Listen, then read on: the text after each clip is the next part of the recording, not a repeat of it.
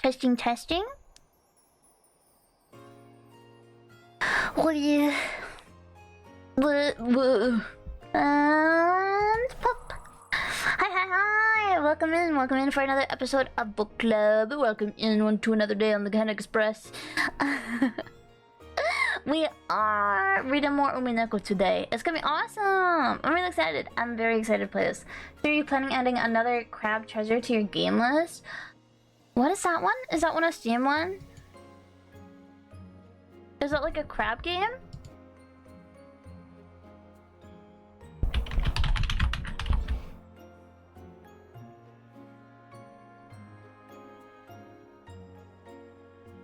Oh, it's this is this like a... It's like a Souls-like 3D platform? Maybe! I'll think about it. I don't really do 3D platformers that much, though. Oh! 3D platformers are scary and hard, and I'm bad at them. But welcome in, Wolfen. Welcome in, Fable. Thank you for the raid once again. Sorry, I was prepping some final stuff before I started stream, so I didn't come off right away. And welcome in, Waddles. Welcome in, and welcome in, Raiders as well. If you're lurking, hello. Perceiving you, we're appreciating you. But welcome in. We're gonna be playing some Umineko today. We're gonna do some reading. I'm really excited. I so want to get to the next day. I want to get to the next day today. I want to see what's going on in this game. I have to know, right? Oh my gosh, it's just so exciting. After last week, I was like thinking about Umineko all week, and I think that is like the absolute like best like compliment a game I could give to a game, if that makes sense. Cause like I know something in my brain chemistry is gonna change once I finish it. I'm gonna feel an utter emptiness because I know that there's not gonna be any more until Ryukishi 07 announces whatever the hell he's thinking about dropping at Anime Expo. If he does a panel, I might have to line up to see if I can get in.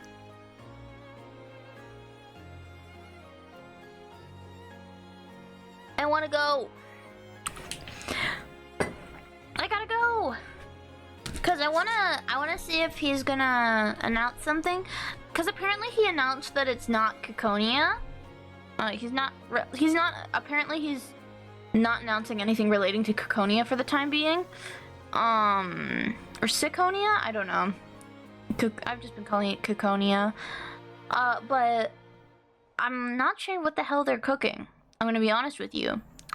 Also, drink check. What are we drinking? We got water, we got tea, everybody comfy, everybody cozy.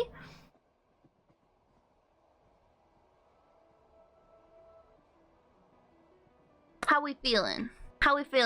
We got some tea, water and Dr. Pepper, anime thighs. What? Like, is that like a gamer subs flavor? Is that what the kids are drinking these days? Yeah, I assume so. I've seen I've been to a few cons where they've been like at the con, so I've seen their like booths, and I thought that was one of the flavors. The names or something. Yeah, they're a bit much for me. It scares me away from the booth. It scares me quite a bit away from the booth. But I'm gonna turn. Oh, I forgot to turn down my lighting. Oh my goodness.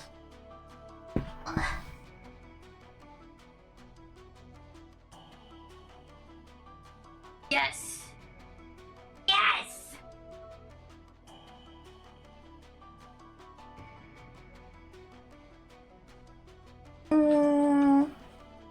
Recently heard one of the names and oh man, yeah.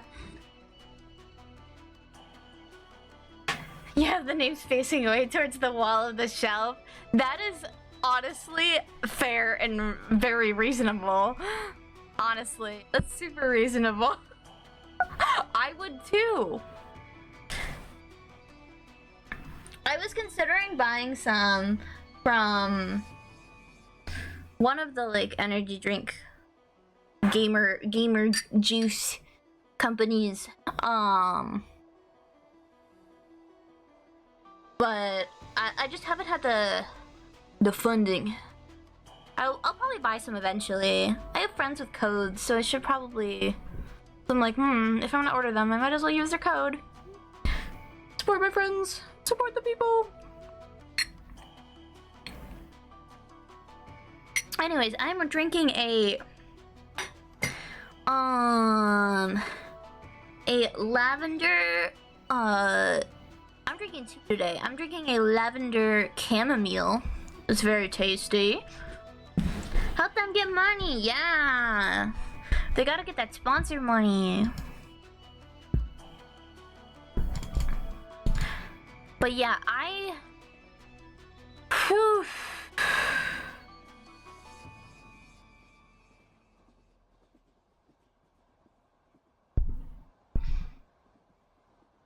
You only have tea you bought in Disney World?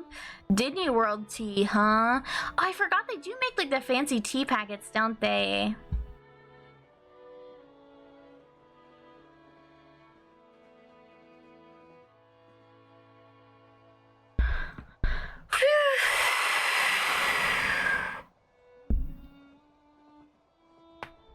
Ooh. Ooh. My bones. Ew, ouch.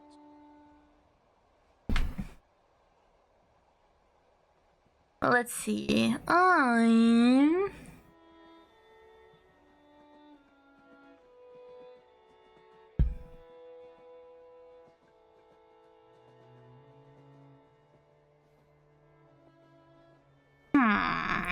But yeah,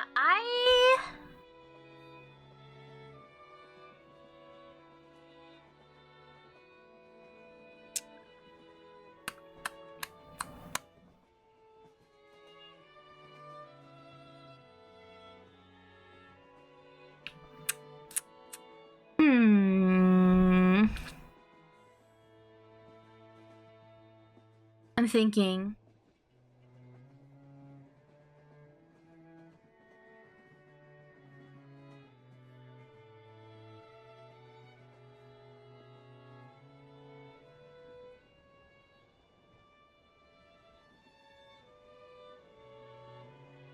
Thinking about her? I'm thinking about her. Beatrice.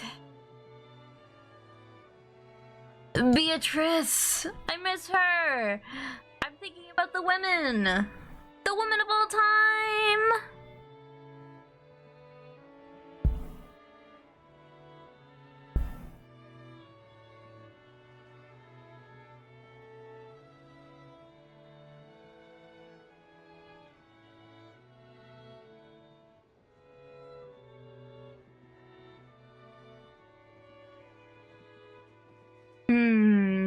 I'm just thinking of, I'm trying to think about, like, my theories right now. Because I feel like, obviously...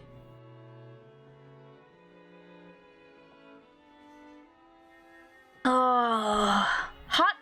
Why are you having Hot Pockets for dinner?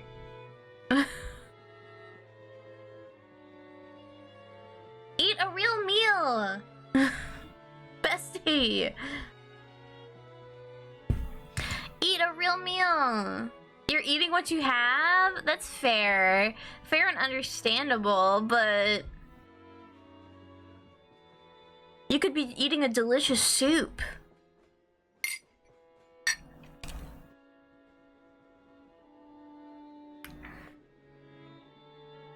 You have to save money? Oh, I understand. Okay, that's fair. But also you could make soup. And it would last you like a week. It'd be awesome. You could have delicious soups. They're easy and cheap and easy to make. It's wasteful to not eat the food you have. That's fair. I tend to like save frozen foods for like when I'm like really like not feeling like it's hard with frozen foods for me because like I'm really picky at any given point because like some days I'll be like obsessed with eating one thing for like several days and then I won't want to eat it for like 3 weeks. So My freezer is full of things. Oops. You desire soup? Maybe one day I'll do a soup making stream. I think a soup stream would be really funny. It's literally just watching a soup pot boil for 2 hours. How do you guys, for like an hour, how would you feel about this? I'd have to buy a different soup lid because mine's reflective.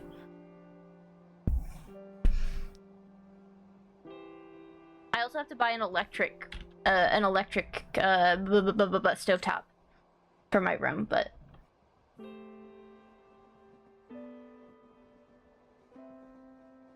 man, I'm just like, cause let's recap. What did we do last week?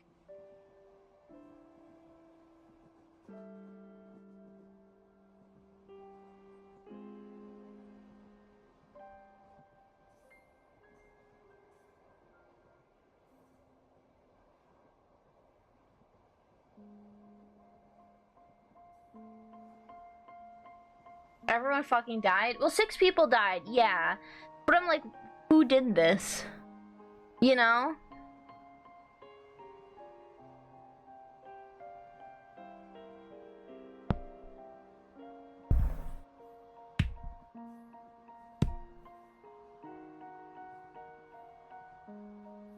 It was the tiny girl, duh. Yeah. So I have a theory that it's, like, obviously, like, the cop-out is that it was magic, right?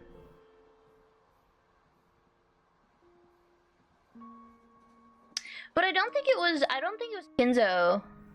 I think Beatrice did it, but she hasn't shown herself yet. That's true. That's so true, you're right. Beatrice did it. Let's boot up the game. So we don't have to live in this fear of not seeing her any longer. I miss her so much. Oh, women, I miss you. I'm thinking of her. Beatrice Umineko.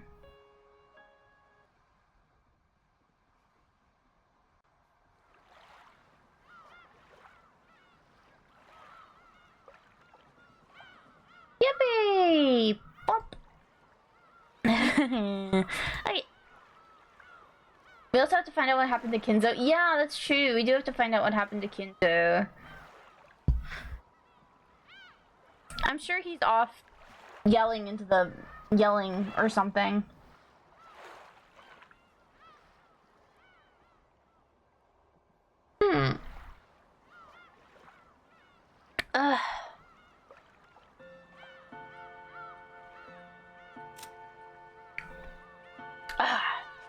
Alright. It's time. Man, I'm just like thinking about Ava. I'm thinking about Ava and I'm thinking about Natsuhi. I'm thinking about Oh.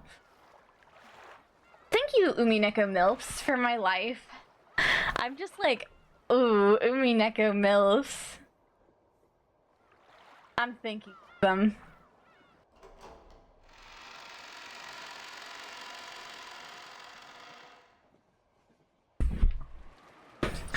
I don't need anything. Cannon? I don't need anything either. You two must have been busy, and so early in the morning. It's no wonder you're worn out. The only noise of that was that of Kumasawa washing the dishes, which resounded through the kitchen. Genji and Cannon sat in some chairs a short distance away, their eyes lightly closed. Just as Kumasawa had said, the two had probably built up a great deal of fatigue. But that didn't mean they could let it show in front of their relatives. Avoiding that was one of their virtues. After the silence had continued for some time, Cannon opened his mouth and uttered, "Shannon. Why did she have to die in such a horrible way? Forget about the manner of her death. It was nothing more than bad luck." You're right. It was nothing more than bad luck. They both fell silent once again. Cannon's expression was filled with grief. To think that Shannon is actually dead, I still can't believe it. Poor thing. Not being able to see her again feels like a lie. I just wanted to see her smiling face one more time. Kumasawa spoke with her back facing them. After all, Kumasawa hadn't seen Shannon's corpse. She had no trouble mentioning Shannon's face. When Cannon heard those words, it reminded her again how only half of Shannon's face had been left, and his grieving expression twisted even further. Why did Beatrice do that to Shannon? If she wanted to sacrifice, there are plenty of others to choose from. Why? It was nothing more than bad luck. If we were less lucky, you or I might have been lying out there instead of Shannon. Or it could have been someone else entirely. Everything's left to fate. Genji. You said the door to Madame's room was stained with traces of something like blood, right? The same substance that was painted in the shutter? Indeed. It was an unsettling mark. Almost as though someone with blood-stained fingers had been trying to pull out the doorknob. No, scratch through the door. That sort of unpleasant mark. So does this mean Beatrice came to visit Madame's room and tried to open the door, but couldn't? Genji thought back to the time he had seen those traces of blood on the door to Natsuhi's room. With the substance sticking to the door around the doorknob and the marks of something scratching against the door, it had definitely appeared as though someone had tried to open the door but couldn't. How did Madame avoid being chosen as a sacrifice? If only she'd been chosen, Shannon wouldn't have had to die. Just then a loud, sharp noise came from the hall. Most of them turned around, surprised. That's a pretty interesting chat you're having there. Let me join in, too. Before any of the servants realized it, Battler was sitting in the doorway to the kitchen. Boy, you love to show up. You just love showing up. King, they're theorizing right now. He loves theorizing and theories. This is his job. He's nosy as hell. We love that about him. Battler, how rude of us. Genji and Cannon had stood up surprised and hastily bowed, but I didn't care about stuff like that. I was more concerned with continuing their discussion. Heard you were talking shit about Beatrice. No. Battler is also talking shit about Beatrice. I told them I was going to the bathroom, so they let me go. I thought I'd suffocate if I was locked up in that room any longer. I was about to come ask you guys for some water, but then I overheard something pretty interesting. You don't need to bow your heads or anything. Please, let me hear the rest. That just now wasn't really... I've been listening to you for a while. Don't try to hide it now. So I'll ask directly. Who is this Beatrice? She's supposed to be a witch from a kid's story, but it doesn't look like that way now. Cannon averted his gaze. It was obvious that he didn't want to talk about this, which only made me want to ask even more. While making an effort to smile, I grabbed the collar of his shirt. Last night, this would have been none of my business, but after this morning, everything's changed. Now that Dad and the rest have been killed, this is totally my business. I have the right to listen to the suspicious story, don't I? I glared into Cannon's eyes as he continued to avert his gaze in apparent pain. Since there was a big difference in our heights, Cannon had to stand on his toes, and it looked like it hurt a bit. No, don't hurt him! Battler, please let go of him. Cannon isn't really hiding anything. Then you won't have any problem talking about it, right? It's lonely being out of the loop, you know. When I tried to further twist us his collar, Genji put between us and spoke. His expression of fate traces he'd made up his mind to do something. Apparently he had no intention of hiding it. I can tell you about it. Cannon only hesitated because you might have taken it badly. Hesitating, huh? Not very manly of you. Whatever it is you're talking about, it's even more unpleasant having kept it a secret. Tell me about it. It's not like we have anything better to do before tomorrow comes. Slightly spooky story might be the best way to avoid getting bored.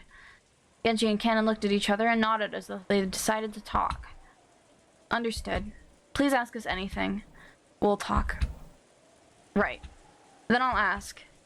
Who in the world is Beatrice? All I know is she's a witch who lives in the forest of Rakanjima. I've heard it's a story grandmother or someone invented to keep people out of the dangerous forest. Is that wrong? No, it isn't wrong. It's as you say. Beatrice is a witch who dwells in the forest of Rakanjima. Battler. I don't expect you to believe this all of a sudden, but Beatrice exists. She's a real person, the one who gave Master a vast amount of gold and was worked by his side for many years. Oh, come on. Is grandfather paying you to repeat everything he says? I laughed like it was a joke, but neither Genji nor Cannon laughed. Beatrice is real! Not even Kumasawa, who was avoiding my eyes, flustered as she started washing the dishes. So unfortunately, I was the only one laughing. Painfully, bitterly. See, so that's why Genji refused to mention it. If you really mean it, of course I'd take it badly. So if you're saying the person named Beatrice really exists... Yes. She has been working for the Master since before the mansion was built on this island. She's most likely been working for him longer than I have. What do you know? Kirio's theory was off.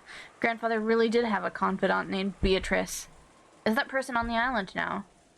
Yes. I believe that she's here. It's a vague way to say it. I guess that means that you haven't seen her face today or yesterday. That's correct.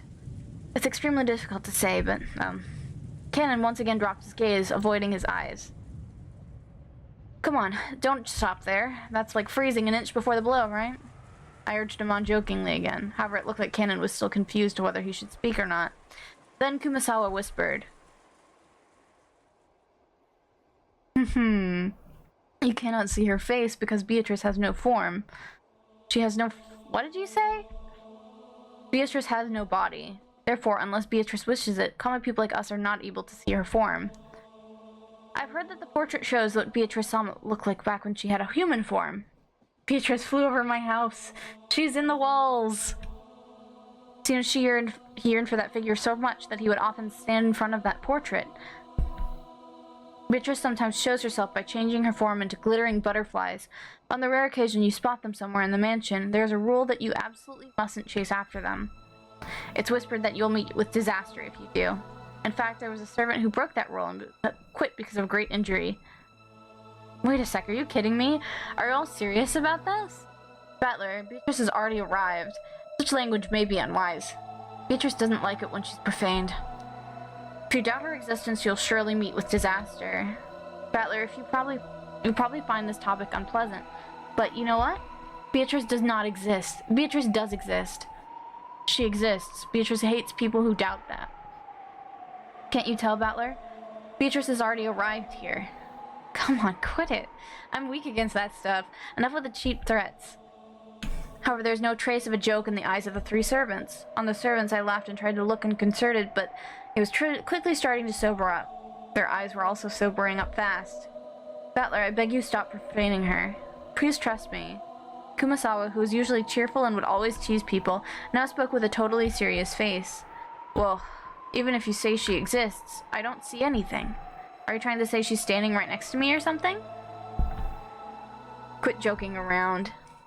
The butterfly Shannon saw. Yeah! Yup! Oh! Child alert. Child alert. Just then, that unnerving laugh suddenly filled the kitchen.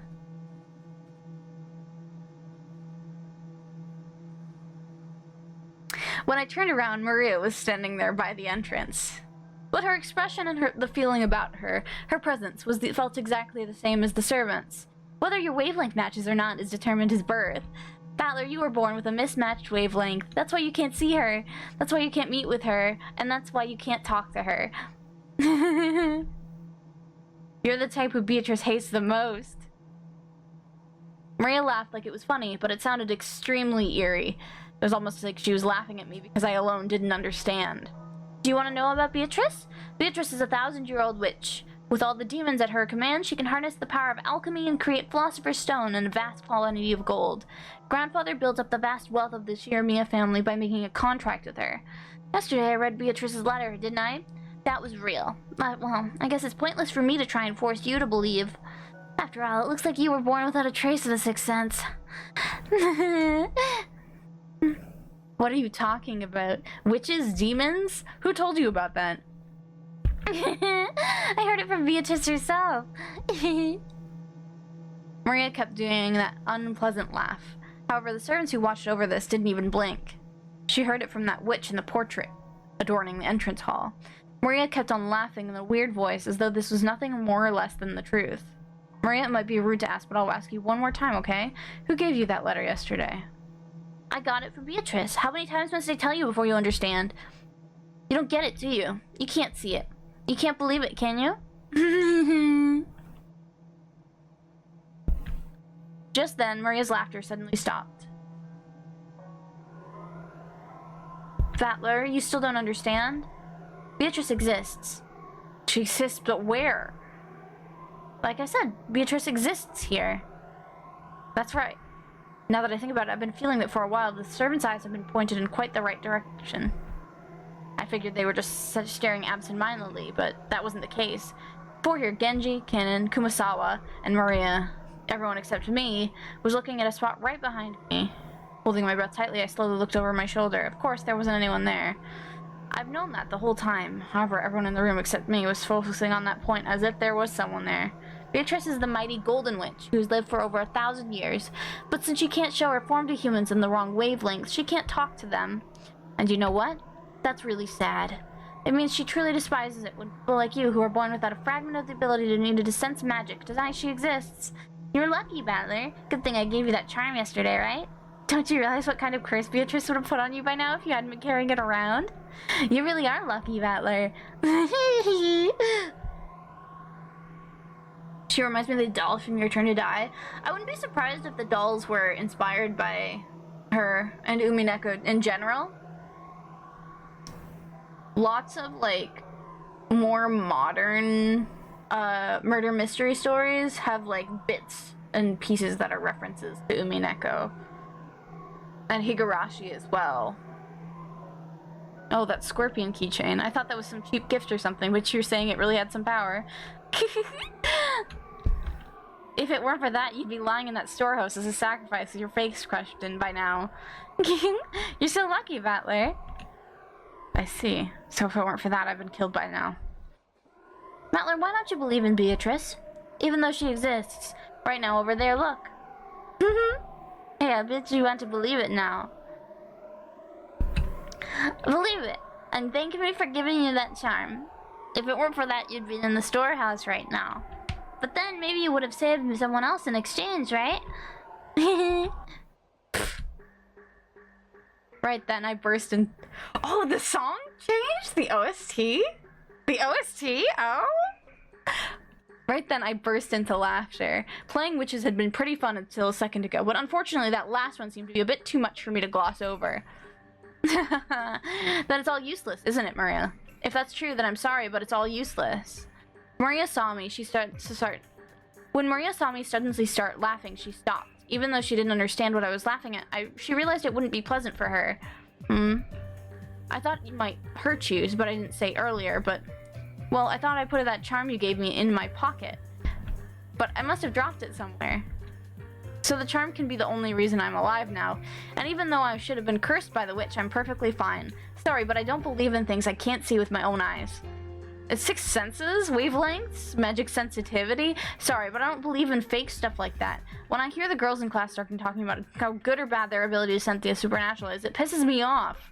I don't know how much grandfather is paying you, but if you're trying to talk to me into joining some cult, believe me, you won't be able to do it that easily. Battler. You guys are free to believe whatever you want. However, when it comes to the things I believe, the one who decides is always me. Sorry, but I can't believe in something as shady as Beatrice until I've seen her with my own eyes. I spoke forcefully and sharply, and Maria started cackling again. Well, that's just fine, isn't it? Eventually, even people like you with totally mismatched wavelengths will be able to see Beatrice. Very soon, she will revive. Beatrice will revive. Once that happens, she's promised to talk with me and play with me a lot. There'll be absolutely no need for us to force you to believe. She'll appear very soon. Oh, thank you for the hydrate virus. Thank you.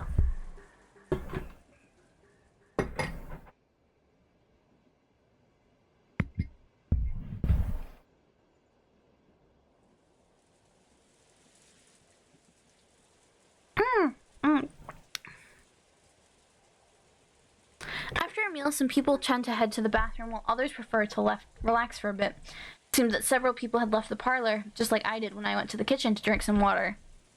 In the end, Aunt Natsuhi reluctantly retracted her order that everyone remain packed into the parlor, on the condition that no one headed out on their own or strayed too far. In any case, if 11 people are shut up in the same room staring early in the morning, the air will start to stagnate. Also, quite some time had passed, so everyone was starting to recover from the shock of that morning, and their sense of danger might have been weakening too. However, it was a certain fact that 6 people had been killed inside this mansion, so no one was completely negligent.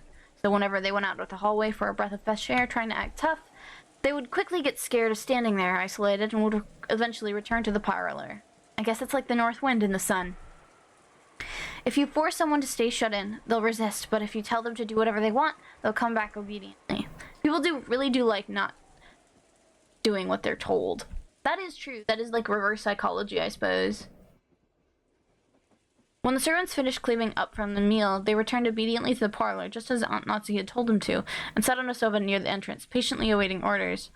Maria, almost as though she had suddenly finished playing wishes, had returned to the pure Maria I knew well, saying, ooh, ooh. What in the world had happened back there? I hadn't felt even an atom of the presence of this person called Beatrice, who was supposedly standing behind me, invisible.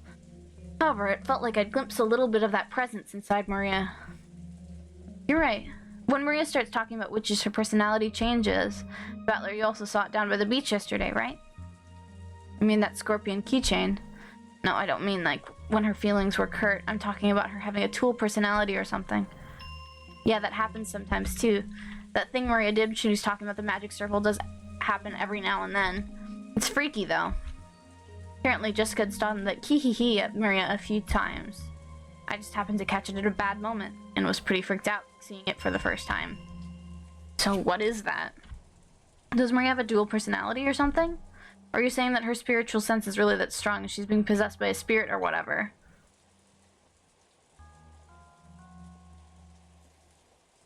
No, I don't think it's that. Haven't you ever experienced it? When you're small, didn't you ever want to be someone other than yourself? When humans are born, no one has any individuality. However, when they reach their growth period, their sense of self starts to be born. They want to be different from other people, but ever since everyone else in their class is learning the same things at the same rate and being forced into the same lifestyle, of course they aren't going to find anything that makes them different from anyone else. Once they realize that, the first thing they do is to start breaking the rules in what's called their rebellious stage. Ever since everyone follows the rules, they'll want to show off their individuality by breaking them. So even those who try to take tough, mocking everyone around and calling them childish, can actually be viewed as cute kids searching for themselves, if you look at it this way. Well, I'm lecturing all about all this like I'm so smart, but I actually got it secondhand from George.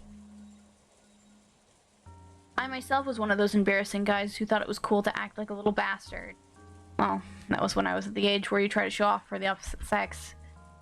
The main feature of the growing period lies in an impulse to break away from your life as a kid, like a chick trying to crack open the shell of their egg. Do you know what makes children and adults different? Age? Or do you mean size? No, it's experience. Adults can look down on children because children have very little life experience. The reason they snort at everything children say is because they think kids know nothing about the real world. Taxes. Yeah, kids don't have to pay those. Yeah, I understand that.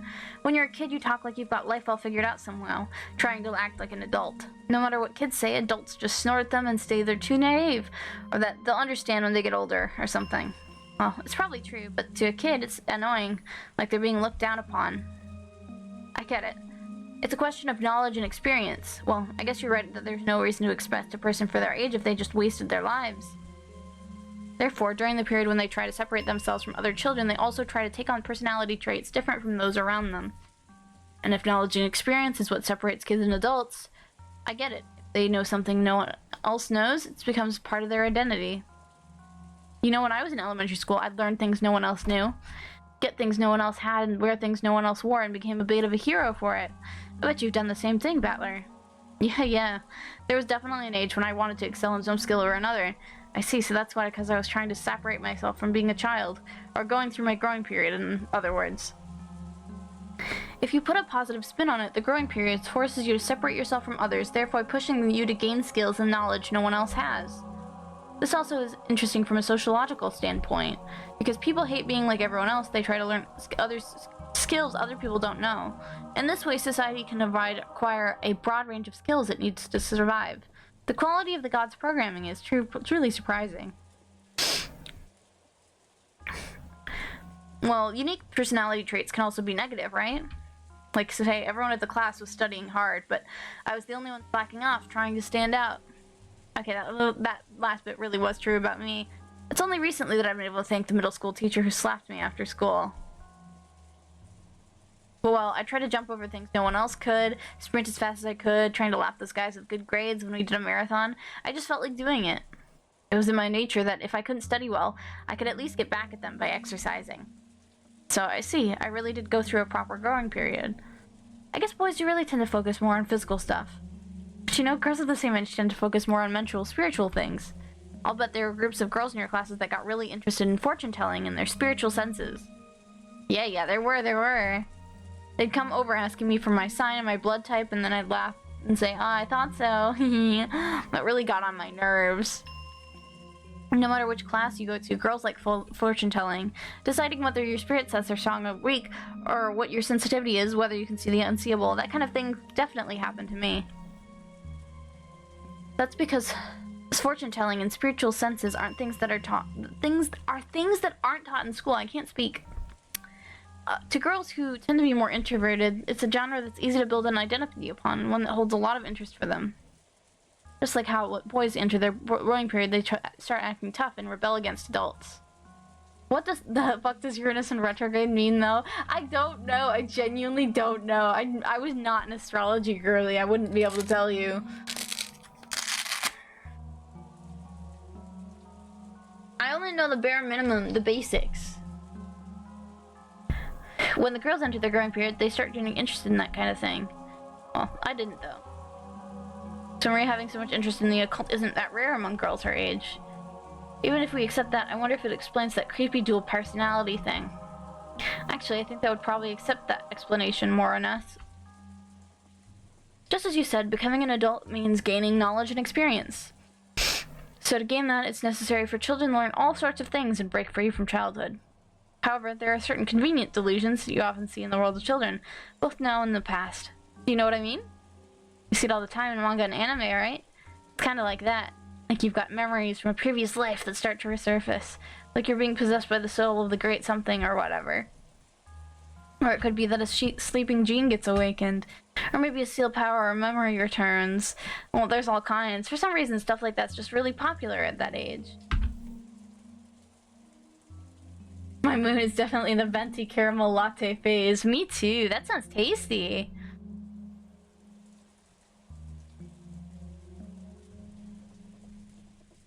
So,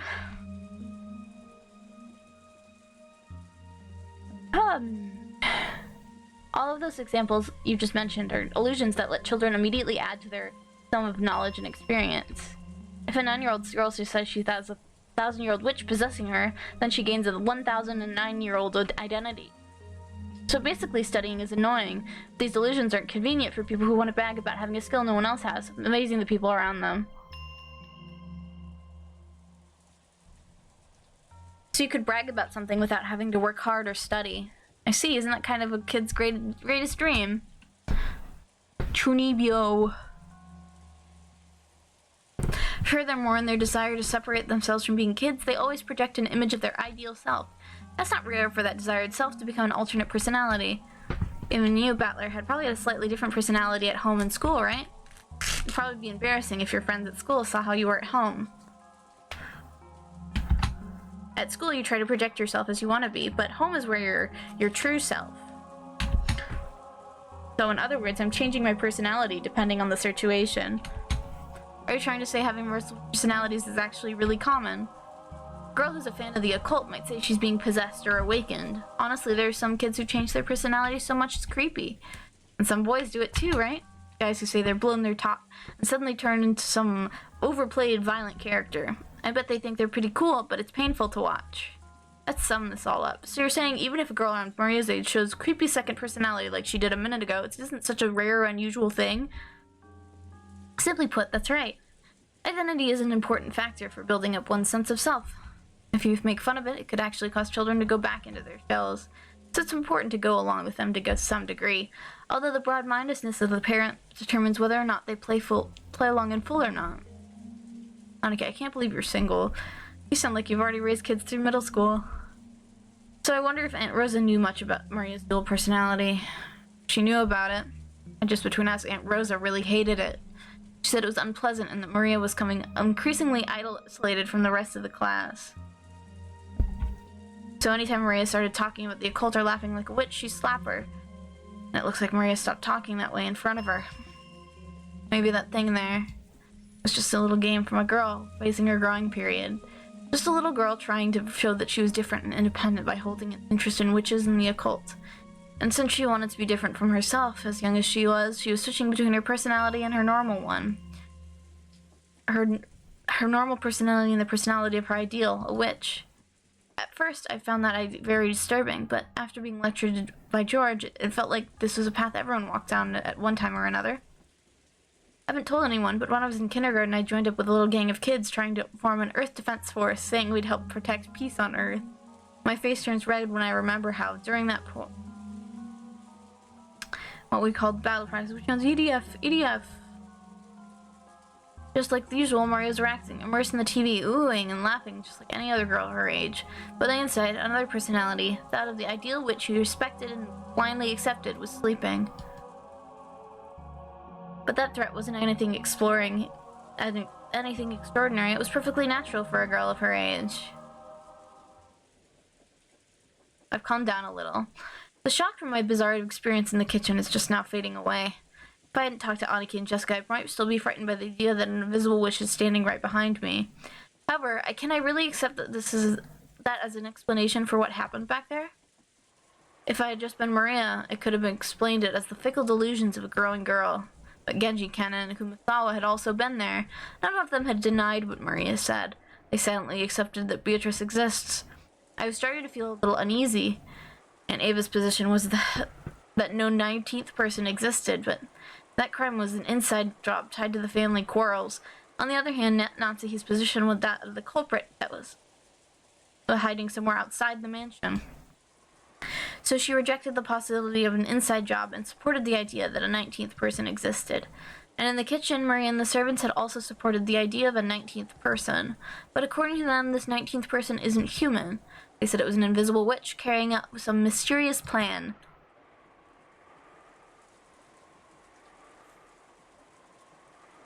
Is there a 19th person or not?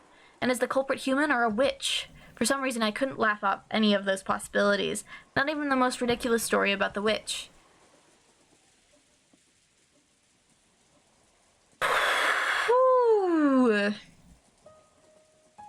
All I know about the story is the witch. Is that the adults made it up to the kids too scared to enter the forest, but is the story different here on the mansion? I feel the same way you do, okay? I think it was just a stupid ghost story that parents made so their kids would listen to them, but I can't deny that the atmosphere inside the mansion makes it a little hard to say out loud. After all, Grandfather has proclaimed that Beatrice exists. Because of their position, the servants can't doubt that.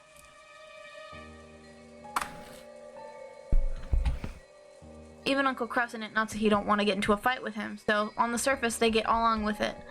Probably fair to say that doubting the existence of Beatrice is taboo to those who live and work in this mansion, unlike the rest of us who only come here once a year. Is that right? Jessica took a deep breath in admiration. Looked like Aniki had guessed right. It's just like you say. No one really believes it on the inside, but on the outside they accept that she exists. See, it's just like the way some people are about God. Even though they know God doesn't exist, it feels like really uncouth if they actually said it out loud. How do you think the servants feel about it? Are they just going along with it because Grandfather, their employer, says she exists?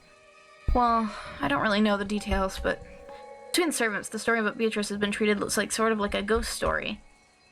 Remember yesterday when Shannon was talking to us down by the beach? A story about how one night when she was doing the rounds, she saw something unsettling?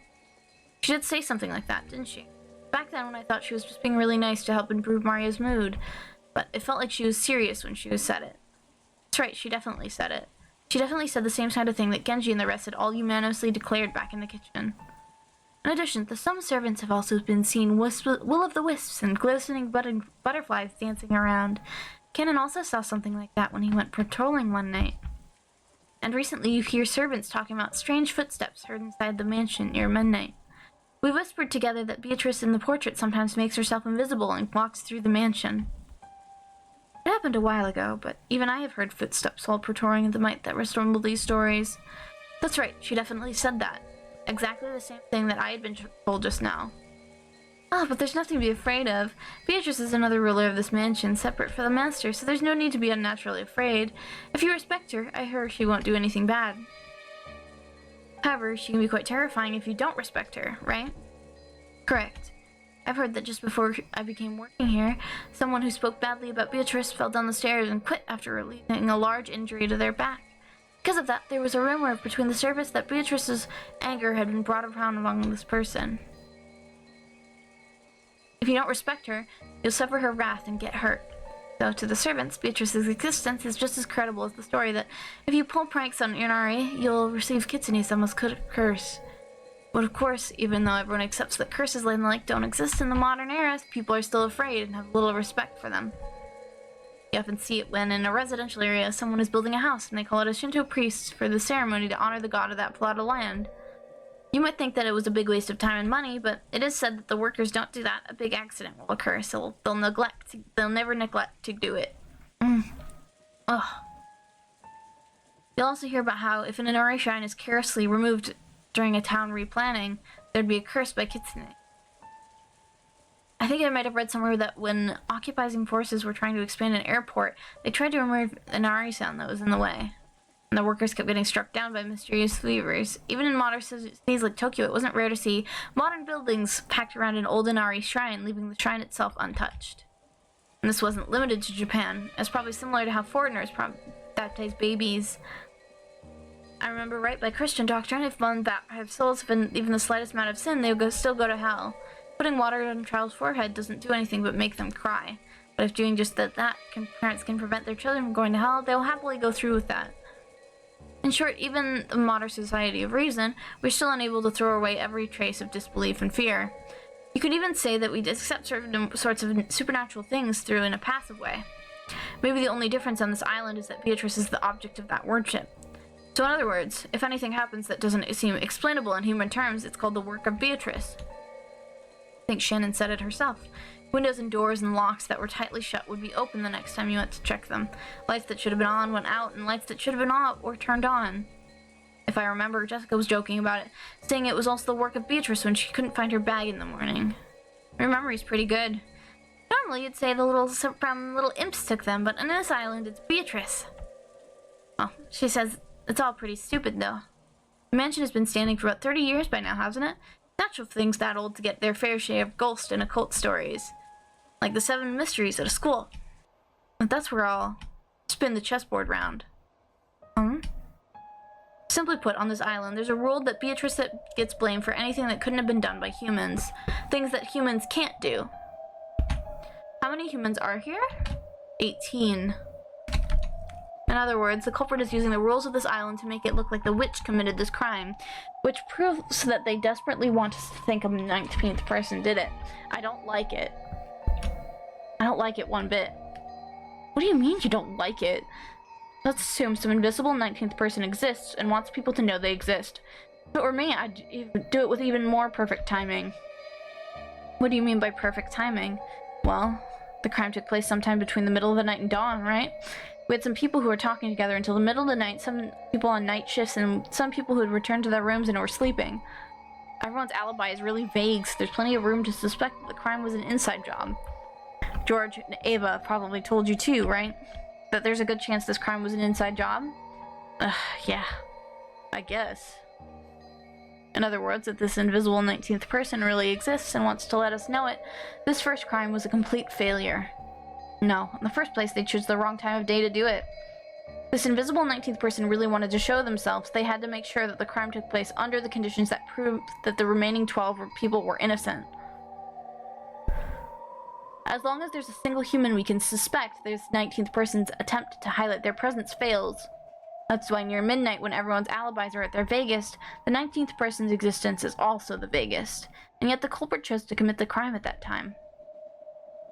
By committing the crime then, one of the 18 would obviously be suspected, and yet someone handed Maria the letter and called themselves the witch, even though everyone denies they did it. In other words, you're trying to say that one of the 18 is trying to make it look like a 19th person called Beatrice exists. That's a pretty crazy idea. I think that Mom's theory about someone hiding outside the mansion is a bit more credible. Battler, don't tell me you actually think someone in this room is the culprit.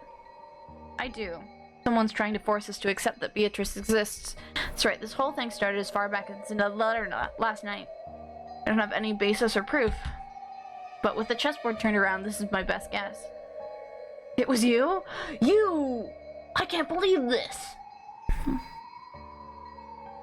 Seriously, that's too crazy. Are you sure you haven't been reading too many weird detective novels? However, it's an angle we can't ignore, whether there's a 19th person or not. The culprit's definitely planning something involving that rule about this island.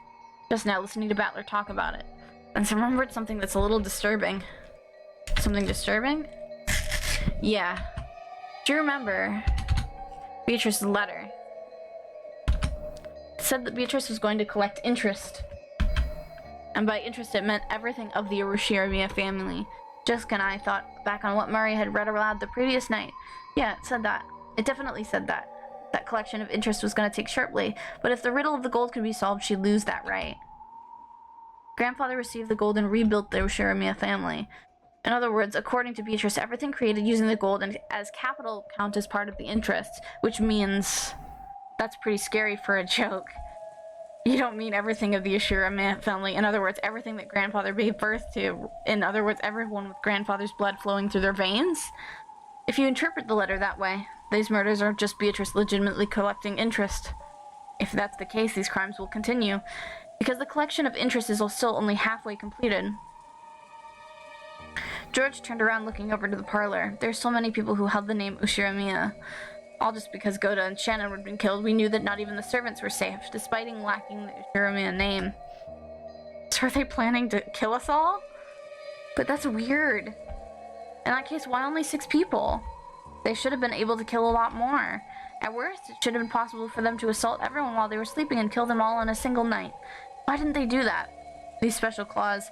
If someone manages to solve the riddle of the gold, the right to the interest will be lost. And remember how the letter ended? It challenged us all to solve the riddle of grandfather's gold.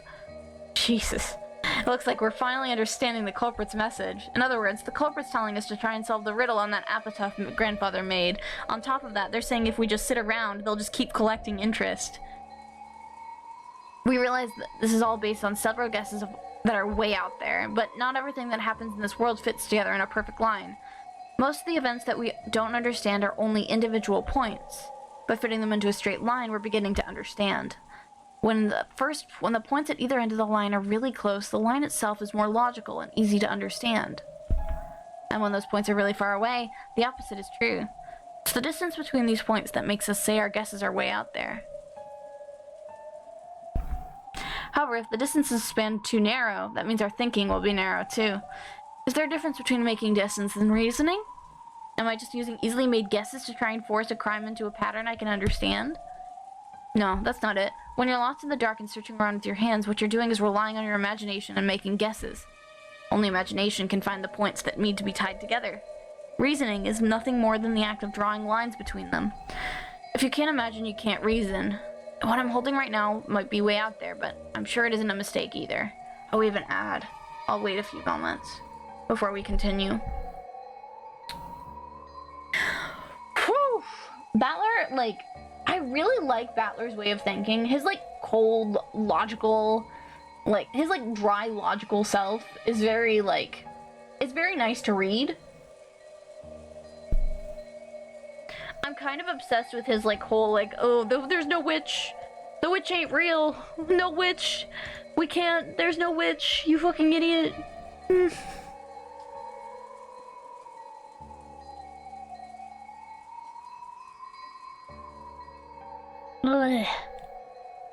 You're like, no. He's like, but I refuse.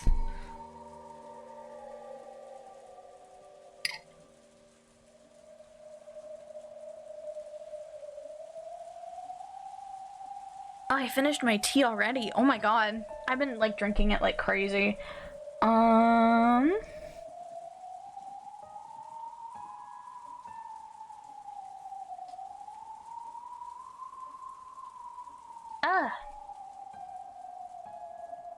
We're getting all that tea, yeah.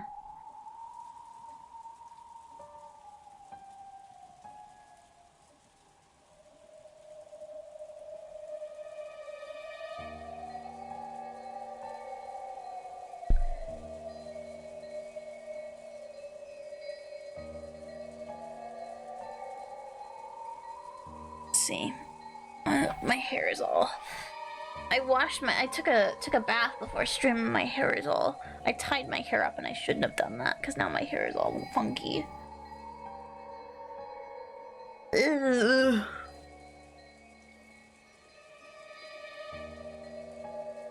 All the curls, yeah. My hair doesn't really curl that well though, so it just ends up being really messy and ugly. If I tie it up before it's fully dry.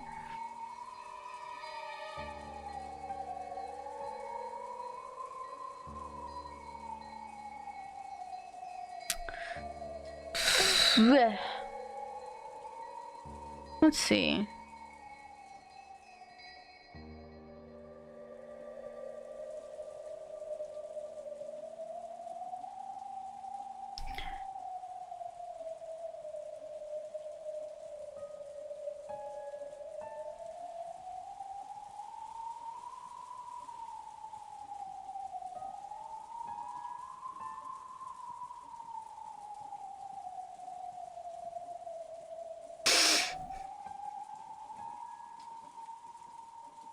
Okay, that is over. You know what I've been like kind of itching to play lately, but I haven't wanted to yet, you know?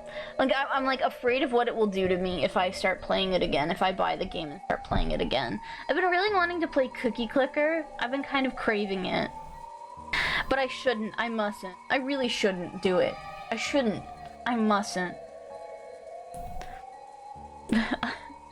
I really want to play it. How much is it on Steam?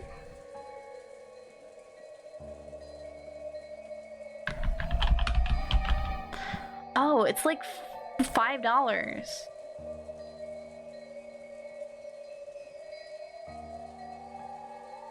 Interesting.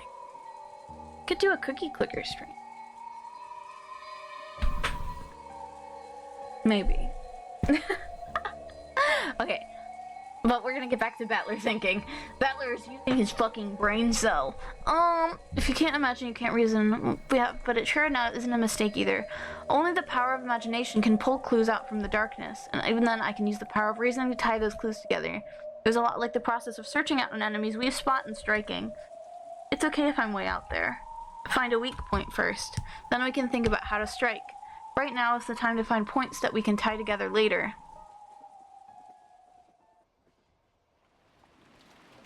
Curious. Curious, what's going on? Change in scenery?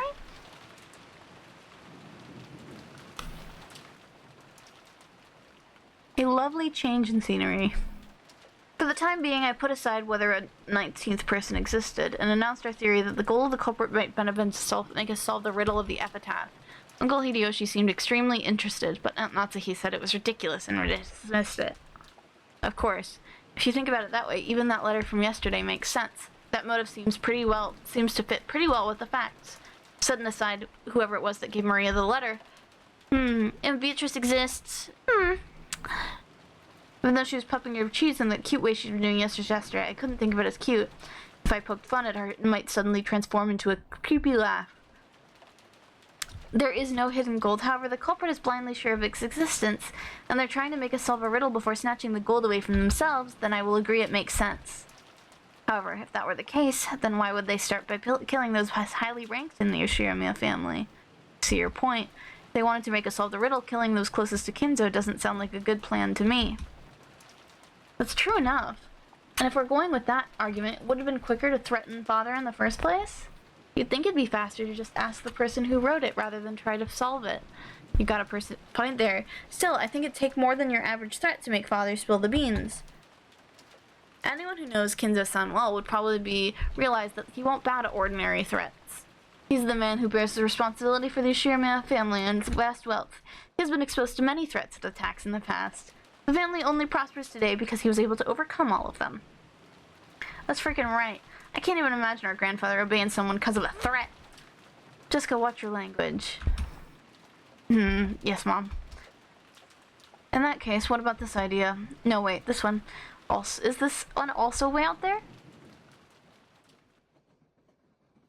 Couldn't hesitate. Out there ideas are like bows and arrows. It might be hard to hit with, but it's a great weapon because you can hit enemies far away. They say most people who have died in battles were killed by arrow wounds. In a battle, you can't just shoot off one arrow. You shoot a whole bunch of arrows at once, pushing forwards towards the energy troops with a wall of them. So keep shooting over and over. Create a wall as you push forward towards the truth. The culprit is after the hidden gold. Forcing us to solve the riddle wouldn't be very efficient for them. It'd be much quicker and easier to ask the person who made it in the first place. In that case, the question is this all a message directed at grandfather? In other words, these murders were a threat made against grandfather. If he didn't tell the culprit where the gold was, his family members would be killed off one by one. What if we weren't the only ones being forced to solve the riddle? What if grandfather was too? If you think about it that way, it explains grandfather's mysterious disappearance. If the culprit has already attacked grandfather, then judging by the state 6 corpses were left in, he should have been left on display somewhere with that horrible makeup added. But despite that, we still haven't found him. Does that mean grandfather has been kidnapped and is being held somewhere? How could... You aren't saying how could... That sounds interesting.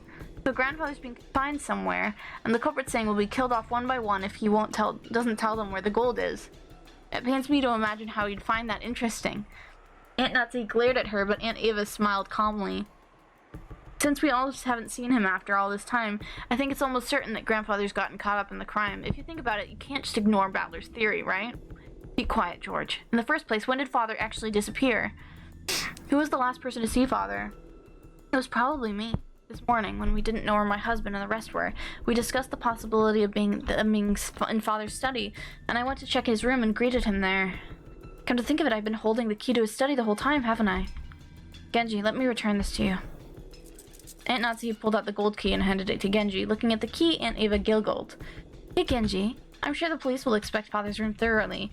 If there's anything hidden there, it'll just be exposed anyway, so maybe it'd be better if you just told us about it right here, right now? What are you talking about?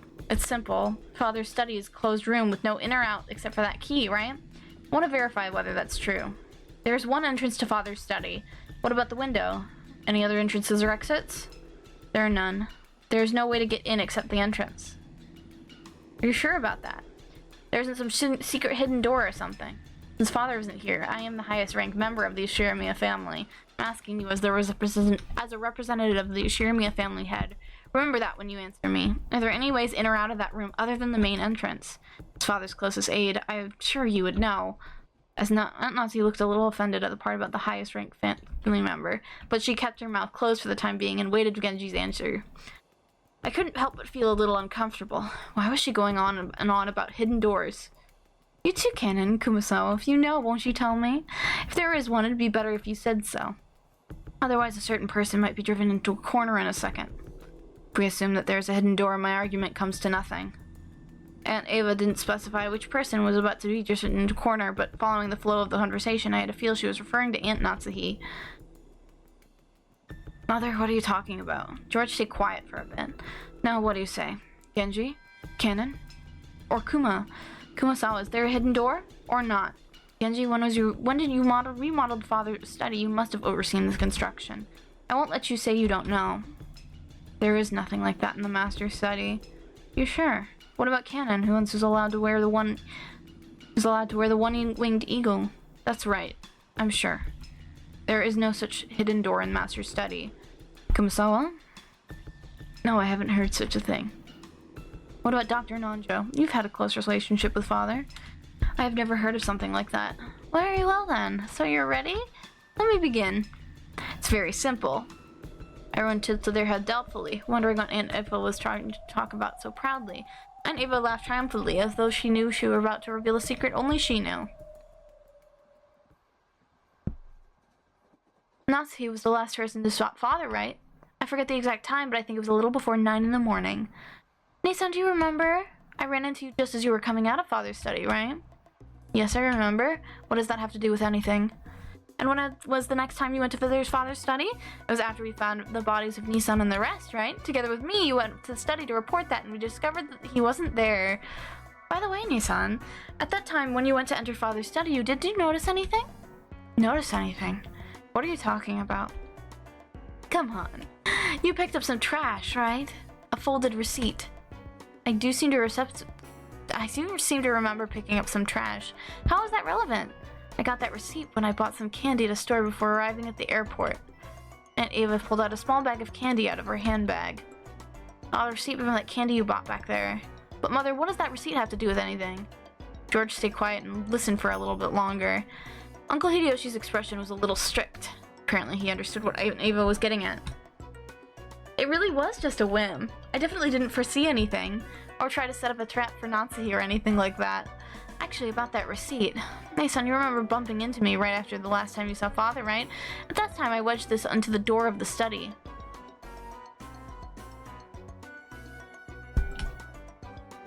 So what does that mean? Are you saying no one opened that door until Aunt Natsuhi picked up that receipt? Wait a second, Aunt Ava. Wedging a receipt would be obvious. It's possible that when grandfather opened the door, he noticed it, found it amusing, and stuck it back in the door. Jessica hurriedly argued back. Still didn't understand what all of this meant. But he realized that whatever it was, it would raise suspicions about her own mother. Of course, I folded the receipt up very small so no one would notice it. But even if you assume that you saw it fall, you would have no way of knowing how high up the door had been stuck, right? I checked it while Natsuhi was taking the key out. The receipt was still stuck not 1 millimeter away from where I put it.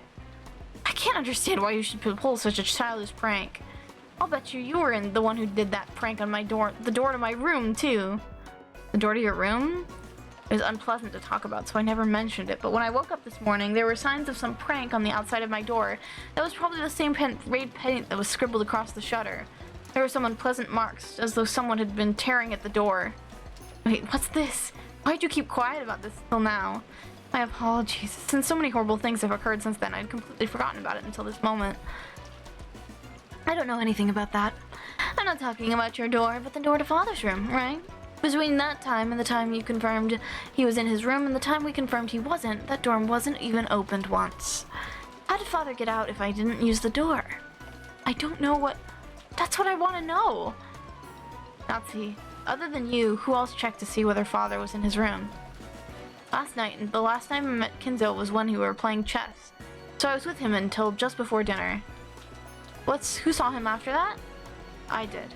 I gave him this dinner last night. Yes, Shannon and I were with him. So at that time, Father was still definitely in his room. However, Natsuhi, when you found out he wasn't there, it looks like all ways in or out of the study were closed, right? But even so, you said you met him with him this morning.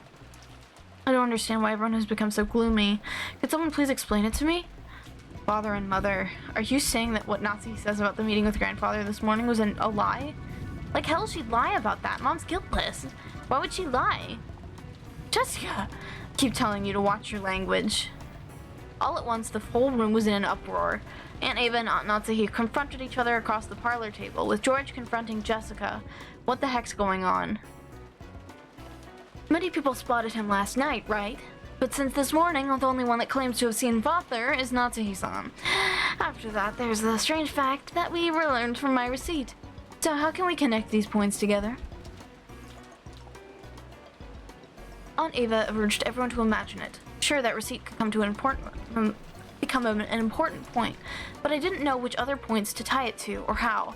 If we try searching for the answer Aunt Ava probably wants, we'll find it that Aunt Natsuhi lied and acted as though Grandfather was in his room this morning. Had that fact been exposed by a wit of Aunt Ava's? I don't get it at all. Why would Mom have to lie? She had no reason to, right? That's what I want to know. But Jessica, can't you be sure that she had no reason to lie and say what your grandfather was in the room? After all, you see it in misery novels every now and then, that trick where people fake the time of death to create an alibi for themselves. What are you talking about? I've never heard of that. We still haven't found Father yet, but it's pretty sure natural to assume he'd already been killed. If that's true, there's no doubt we'll find his corpse soon. If, at that point, the time of death could be clearly faked, Natsuhi would be able to create an alibi. Do you understand? Everyone. This morning, when Aunt Natsuhi confirmed that Grandfather was there, she lied. She was already dead. He was already dead at the time, and then she moved the body to some other location and tampered with it, so that just when we find it, he'll think he was just killed a second ago. That'd make it possible for her to create an alibi, even with just saying with the rest of us. Then she could say, I heard someone screaming, dash over there and become the first to find the body along with everyone else. Is that what Aunt Ava's saying? Ridiculous. After all, detective novels are merely books for the purpose of entertainment. You can only think of such indiscreet idea because you read them all the time. That's right. Even if she did try to fake the time of death a little, all that would be blown away in an instant once the police did their autopsy. That might have worked in the past, but you really think that kind of trick would work in modern Japan? It really doesn't make sense. You think so? This morning when Dr. Nanjo looked at the corpses, he was only able to give a vague estimate of the time of death, right? Autopsy reports are very easily affected by the environment and the individual references. It's a very relative estimate with uncertainty of several hours. And unfortunately, the police's scientific investigation will have to wait till tomorrow. It wouldn't be easy to measure the correct time of death so accurately, even in modern Japan. Isn't that right, Dr. Nanjo? Examining a corpse is an extremely difficult task that requires both experience and instinct. I've heard that there is a very high chance of mistaken diagnosis. I have mentioned it's very possible for a misreading of just a few hours to occur. However, for an alibi, that's more than enough. It's an old trick. It's a trick that works well enough. Nazi, it's not like we want to suspect you, okay? We just want a proof of your innocence so we don't have to suspect you. What is this innocence you want me to prove? This morning I definitely met with Father, and he told me to keep the one-winged wiggle engraved in my heart. Are you denying that he said that too? I'll certainly not permit that. I won't let you deny what Father says those words. Or maybe Father's body won't appear anywhere. Normally a person has to be missing for 7 years before they're officially dead. Wouldn't that be a clever way to extend Father's nearly finished life for another 7 years and keep all of his wealth for yourself? I can't let you get away with saying that. I can't let you get away with saying any more. I'm Ushirimiya Natsuhi, and although I do not have the right to wear the one needle on my body, it's certainly engraved in my heart. What do you think you're saying to the wife of Krau's successor to the head and the one who will act as such in his place? What's this? Are you going to shoot me with that gun? Go ahead. Only you just shoot. You're just desperate because you can't think of a way out, right? Do it. Try to obscure the truth with violence. You! It wasn't like Aunt Natsuhi had been actually holding that gun and at the ready and threatening anyone, but as she was egged on by Aunt Ava, she did hold it at the ready. Unsurprisingly, once things got to the stage, Jessica and Genji started to stop her. Nana, please calm yourself. Mom, you aren't lying, so there's no reason for you to listen to this. Calm down, Natsuhi. All you've got to do is swear that Father definitely was in that room. Why are you getting so worked up? That is correct. Natsuhi isn't lying. Shouldn't that be the end of it? Then I want you to explain. How did Father manage to disappear from the room? The window was closed tight from the inside. The same was true for the door, right? This morning, if you really met with Father, then you must explain how Father disappeared from this unopenable door, closed room scenario. If you don't, that means you'd be lying after all, right? How far do you plan to mock me? If you want to argue back, go ahead. That's right, try to explain it right here, right now. If you do, I'll apologize for suspecting you. How did Father manage to get out from that closed room? I cannot explain, and there's no reason for me to do so. Really? Then let me explain it. Let's take the best parts of my perspective and yours to come up for the more friendly explanation. I believe that what you said about Father is still being in the room this morning. However, the next time the door was opened, Father wasn't there. You don't have any objections so far, right? I have no desire to hear anything more than you have to say. Shut your frivolous mouth. My reasoning goes like this, okay? I can confirm that on both occasions you were the only one to go through that door, and the receipt proves it. So, where's the answer to the puzzle of how Father left the room? The window! You sent out the window. Natsuhi, you threw Father out of the third-story window to the study in the courtyard. You! Madam, please endure it. Ava, please stop this. After that, when you left and said you were going to check the doors and windows, you took Father's corpse, which had fallen in the courtyard, and hid it. That was probably when you took some measures to fake the time of death, right? This ties in with the case for Don Kraus and the rest, so also the case for Cardin Beatrice last night. There's a really good chance we've got reason to suspect Natsuhi about all those cases. Oh, hi, Koro! Normally, I wouldn't want to say this, but now that it's out in the open, there's nothing else I can do. Please, Natsuhi, please explain how you can be innocent. Otherwise, I can't help but suspect you. Why me? Why must I, Ushirimiya Natsuhi, be insulted like this? Looks like we've got everyone's views on record now. Hehe. It's useless. It's all useless, Aunt Ava. What do you mean, useless? Jessica looked up at me, hanging on to my very word. Let's go! He's doing it! He's doing it! Oh my god, he's doing it. Whoa! Oh! Whoo! Let's go! Aunt Ava's expression was as confident as ever. Useless, you say? What is? Butler? Tell me. You're only convinced it was Aunt Natsuhi because you're only looking at the case from a single Single angle. He's doing a Q reveal, people. Yeah, he's fucking... He's going, like, Ace Attorney on the ass. It's not like I'm defending her, but that bluff of a checkmate isn't gonna fly. I think your reasoning regarding that receipt was passable. It's not a bad thread of logic, but I'd only give it a grade of 65 at best. If this were an exam, it'd be bad enough to get you extra lessons in detention, right? Oh my. Well, how do you think anyone could break through the door sealed by my receipt and make father disappear? Other than by my theory. It's true that your theory is an interesting one. And if you could say for sure that there was no way to make grandfather disappear, then you probably would be able to prove that the last person to see him, Aunt Natsuhi, was guilty. However, since there is still a possibility she's innocent and these accusations are false, we can't be sure about that. Then Battler, are you saying someone else other than Natsuhi made grandfather disappear? It'd be impossible for anyone else to do it. My receipt proved that, right? After the first time she visited that study, and until the second time when we visited together, the study was a perfect closed room, and when the seal was broken on the closed room, she was already missing. If that doesn't prove she's a culprit, then what kind of trick could they have used? Like I said, Aunt Eva, only 65 points. So let's try spinning the chessboard around, shall we? The question isn't how someone managed to make grandfather disappear from the outside. We should think about how grandfather disappeared from the inside. The door had the receipt stuffed in it, so it couldn't have been used. It also couldn't have gone through the window because you can't lock it from the outside. And when Aunt Eva visited the study, she checked to make sure it was locked. So the window also wasn't used. At that point, the study really was a closed room. We have to accept this. However, the study didn't remain closed forever. Once the seal created by the receipt was removed, it'd be impossible for someone to escape by the door. In other words, the question isn't how Aunt Natsuhi made grandfather disappear. We need to think about how he was able to escape. Grandfather's study isn't an ordinary study, right? According to Genji, there's a toilet and a kitchen and even a bedroom, almost like a little house. For example, what if he was hiding under the bed and the two of you only thought he was missing? Aunt Eva, even you didn't check that far, right? And even then, the two of you went back down the stairs thinking he wasn't there. At that time, the receipt was already gone. In other words, if grandfather was hiding by his room the whole time it was a closed room and escaped after letting the two of you past him, he can crack this closed room right open. What are you talking about? Why would father need to escape the room in such a bizarre fashion? Don't be absurd. Yeah, it might be absurd. However, it still shows that there's a possibility that Aunt Natsuhi is being falsely accused.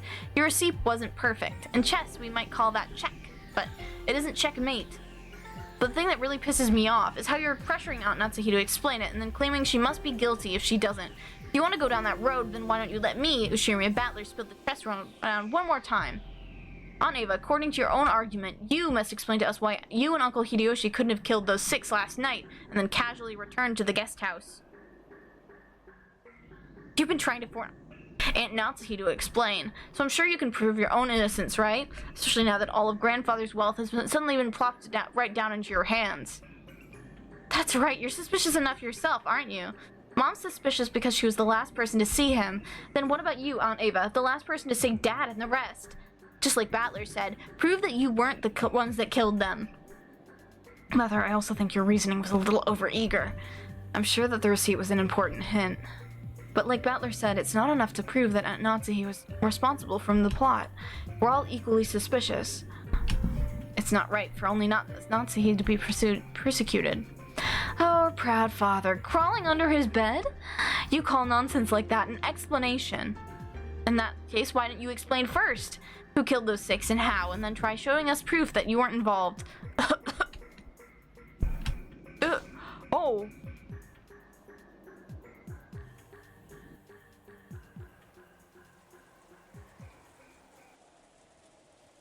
Milady? Jessica suddenly started coughing. At first I thought she was just choking after yelling too loud, but after a long I realized how painful it looked. Jessica kept coughing and choking down on her hands and knees. Jessica, hang in there. Dr. Nanjo? Jessica, your inhaler, quickly. No, wait, I have one with me. Dr. Nanjo pulled a broncholator inhaler from his bag, which was lying on the sofa, and handed it to Jessica. Come to think of it, 6 years ago, didn't Jessica sometimes break into violent coughing fits and have to use that? However, 6 years ago, I never saw Jessica look like she was in this much pain. Aniki, was Jessica's asthma always this bad? It's gotten a lot worse these last few years. It's no problem when she's normal, but when an attack comes suddenly, she can't stop coughing anymore.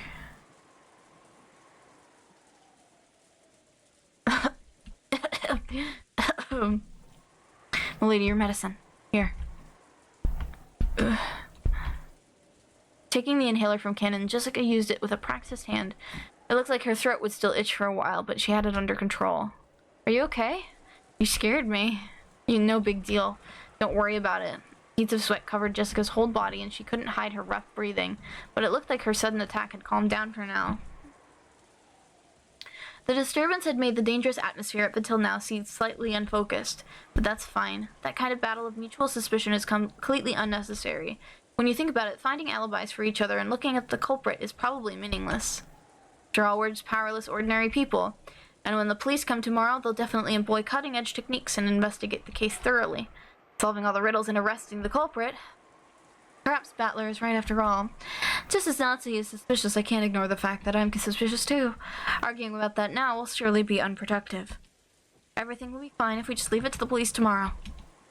But don't you want to know too, Battler, who the culprit is? Don't you want to let them know the pain you feel from losing someone precious to you as soon as possible? I won't deny that. Even one day would be too long to let the wonderful bastard who's behind this go. But that doesn't mean I want to suspect one of these 18. Even though I said earlier I don't want to suspect you, Aunt Ava. To me, you're an awesome aunt who's always fun and playful. I don't want to trade insults with an aunt like that. I wouldn't want to do that with anyone here. Right? Everyone? I feel the same way as Battler. It's pointless to trade insults. It's probably just the stress built up because so many people have been crammed in one place since morning. Probably. It is only natural. It may not be my place to say it, but I think we should all relax as much as possible.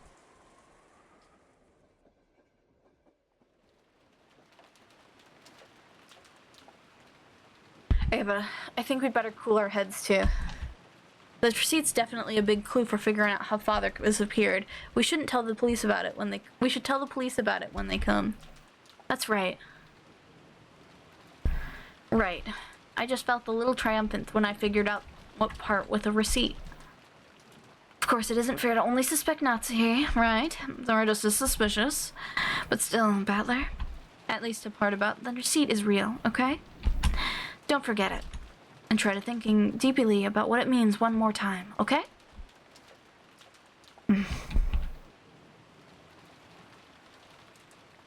I know Higurashi and Mineko's twisted beyond belief. It's fucked up. The first murder was a six-man homicide. Where the bodies were horribly disfigured.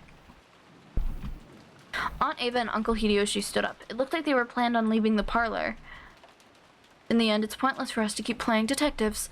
After all, the police will reveal everything anyway. That's right. Even if we don't play this detective game, the typhoon will pass. And when those lively seagulls return to the harbor, everything will settle itself. That's right. If you think about it, this kind of crime is completely trivial. It will definitely be resolved, even if we do nothing. When the seagulls cry. Yo, title drop! Umineko no Naku Koro ni!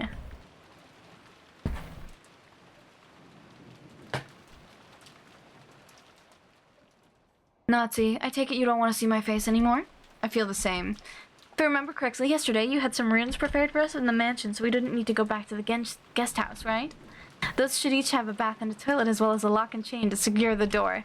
There's even a bed to lie on, and my husband will be able to watch TV without having to fight with Maria over which channel to watch, right? Do whatever you want, but make sure to be cautious. Thank you, and mind your own business. I'll be counting on you to keep your eye on everyone, okay? Because the culprit is definitely here. And Ne-san, make sure you don't forget to keep an eye on yourself, too. Have you finished taking your parting shots? Yeah, I'm finished. See ya, Natsuhi. Genji, let us know when it's time for dinner. Until then, we'll lock ourselves in with a chain. Genji, Kennen, escort them to the guest room. We'll be fine. I hate shady escorts. In fact, I'd be more comfortable if nobody leaves this room until we reach ours. Let's go, George. I'll stay here with everyone. George, culprit is in this room. Do you plan on staying in a place like that? Leaving this room would be the same as suspecting one of my relatives. I can't believe anyone in our family is capable of that horrible. George, darling, you tell him too. George is already an adult man. If his code tells him not to leave the room, then it's up to him. Let him do what he wants. Father. Aunt Ava and Uncle Hideyoshi left. The only voice that called them after that was the sound of the rain. No!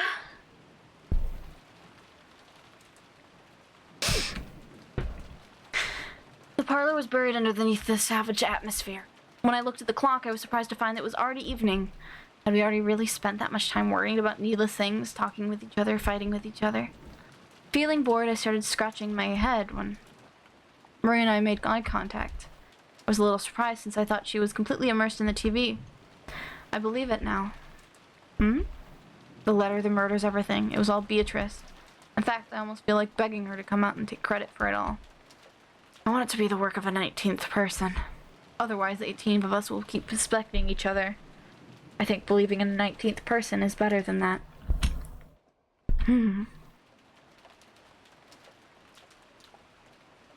Bringing grandfather outside without opening the doors or windows must be like a piece of cake for Beatrice, right? Maria, after taking a single short breath, hung her head and then raised her face again. That's right. Locking a door is useless against a witch. Beatrice is familiar with all 72 demons. The 32 rank gives the power to instantly carry the desired person to any location. The 72 demons! Let's go, Goisha mentioned. To her, taking a person out of any closed room isn't hard at all, you see? Witches sure are incredible. Tell her, if she feels like committing another crime, do it in a way that no human could. And make me believe that a 19th person, no, a witch, exists. Okay. If I meet her, I'll tell her. Arsko Isha again. Of course. Of course. Crap. Nothing's made sense to me for a while now. Just when I want to believe in a 19th person, I deny it. And when I want to believe there are only 18 people, I deny that too. Even though I want there to be more than just the 18 people here, I can't accept the existence of that 19th person. In short, even though there are more than 18 people, there are less than 19 people. The number of people in this mansion is 19x 18. So the number of people can't be represented by an integer. However, it's impossible to be anything after the decimal point. You shouldn't be able to show the number of people without anything but an inch. Yet, 19 is greater than x, is greater than 18. How do you explain the fraction less than 1? It's no wonder. That 19th person was something that couldn't be seen. That's why, since you can only write the number of the people as an integer, you couldn't see that person. The witch cannot be seen, because Beatrice has no body, therefore she is invisible. Is there a 19th person or not? Does the witch exist or not? 19 is greater than x, which is greater than 18. It always has to be, of course. The witch exists somewhere in that X. X marks the spot, like the treasure. Statler, you have to solve the goddamn mystery. Bozo.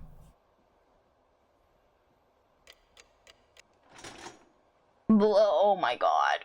Oh. Umineko is so heavy.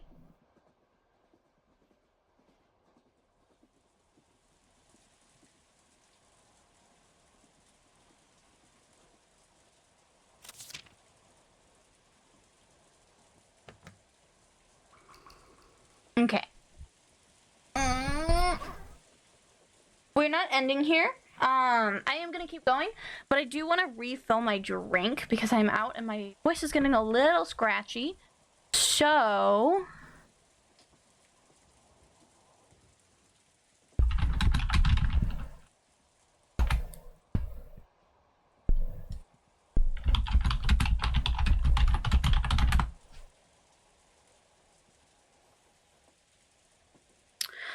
But I'm gonna take a break for like 5 minutes and I'm gonna make some more tea for my throat. And maybe grab some water as well. So I'm gonna be back in like 2 seconds. I'm gonna turn on the background music.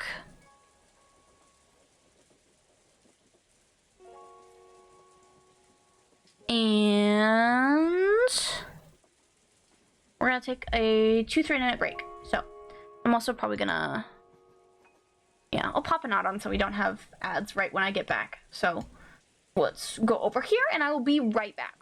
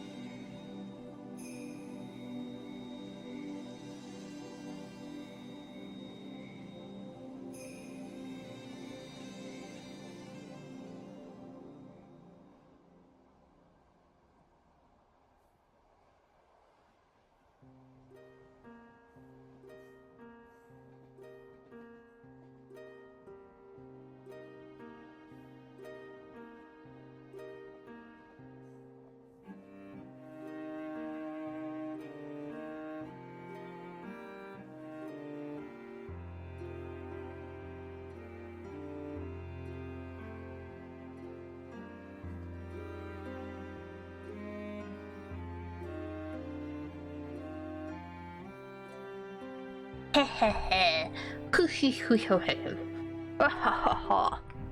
It's back. We're so back to book club part 2.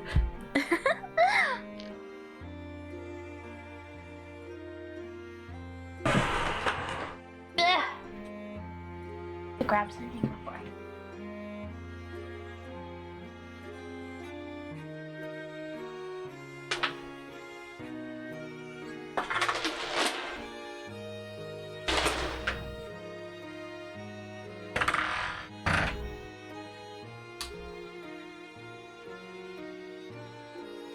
Anyways, Rikishio 7 has a really cool habit of killing people right as I'm like, oh wow, this character's awesome.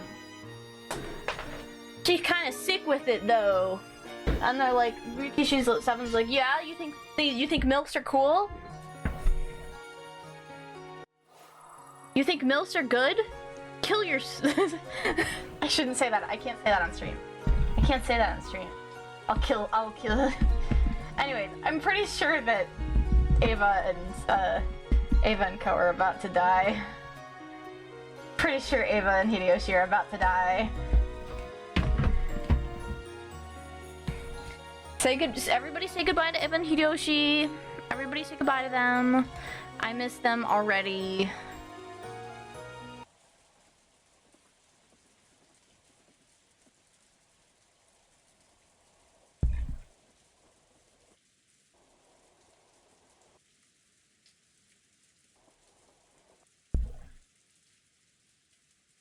Oh, the rain sounds are the Umineko. I thought it was my train BGM. I thought it was my railway BGM. Oh, I forgot to fully close my door. I don't want any beasts. No beasts getting in while I'm playing games. Oh god. Oh jeez. Oh no, I don't want beasts in my room. No, Scump, he's banned from the book club for his repeated crimes against me. I gave him a treat when I was in the kitchen though, so. When I went to go make more tea, I grabbed some constant comment this time. Decided to switch it up, be a bit individual. He's a criminal during book club. Yeah, he likes to get in the way. The thing is I have a lot of my lights off in my room during book club because I keep the. So he goes up to the nearest light source, which is my desk, and tries to knock things off it. So he is banned, unfortunately. Looks like the rain's gotten a little lighter. Anyways, am I the only one in thinking that Ava and Hideyoshi are about to die? Because I think that Ava and Hideyoshi are about to die. Could be bad. Really bad news for MILF lovers. Moth possessed. He's possessed by the moth. They left the parlor. They're gonna die.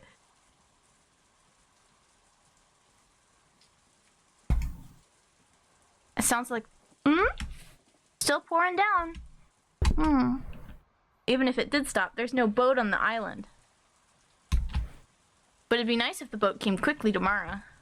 I've had enough of this Western Mansion vacation. Mom, when will the boat come tomorrow?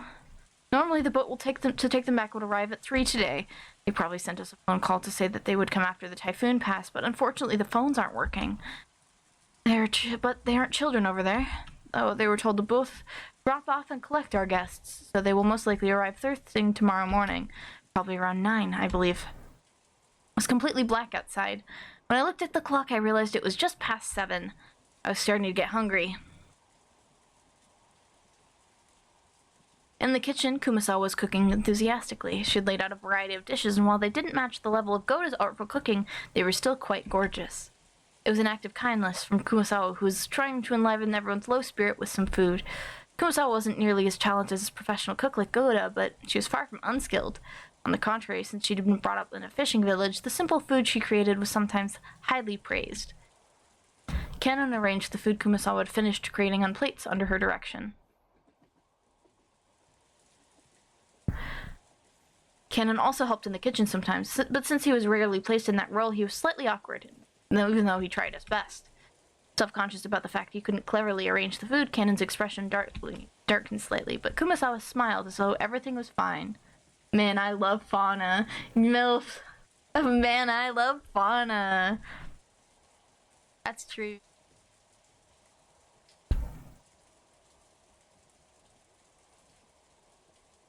It's arranged beautifully. Kanon, aren't you skilled? If I had been Shannon, it would look even more beautiful. Kanon stopped arranging the food for a bit and hung his head. Shannon was the one who'd always assisted Kumasawa in her cooking. Umineko.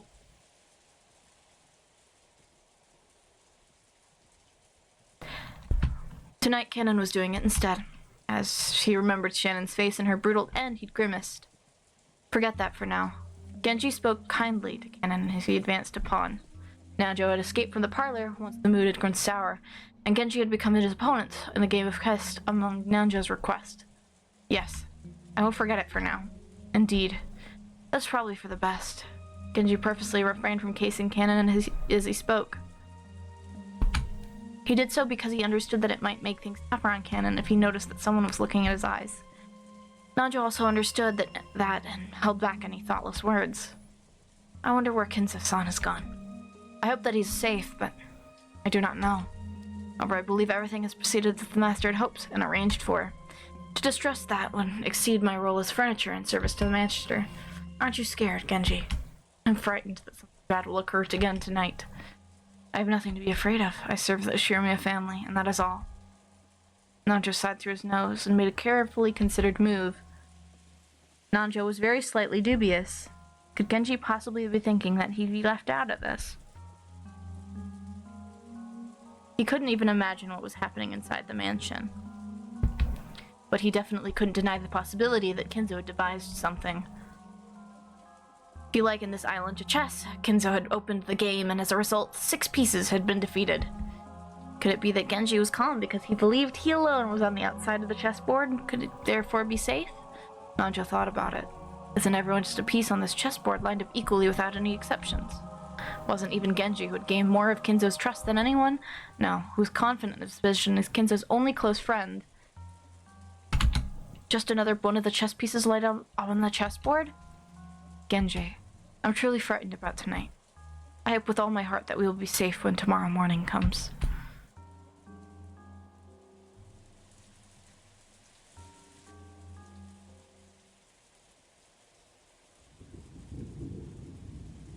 Oh boy, here we go. The guest room Eva and Hideyoshi had moved into had originally been built to house the guests before the guest house construction, so until a few years ago they had stayed in these rooms until every family conference and were very familiar with them. This room was just like a room at a hotel, with a bedroom and a bathroom. Even though they were still shut in, it was far more comfortable than the parlor. Guess it's true you can relax more when you're alone with your family. Maybe it'd be better if everyone else also shut themselves in guest room and locked the doors. Natsuhine-san said that no one could leave the parlor, throwing her weight around. Sure, no one will be able to talk back. She's always been treated so coldly. Now that Nissan's dead, she's been getting excited about having so much power. Seriously, how shameless can she be? Come now, don't say that. Natsu's doing pretty well. No need to jump on her like that. About that receipt earlier, you went too far. Come on. If I hadn't said it there wouldn't be another good time to say it. Eva, sulking cutely and looking at the television, sat along Hideyoshi, who's laying in the bed.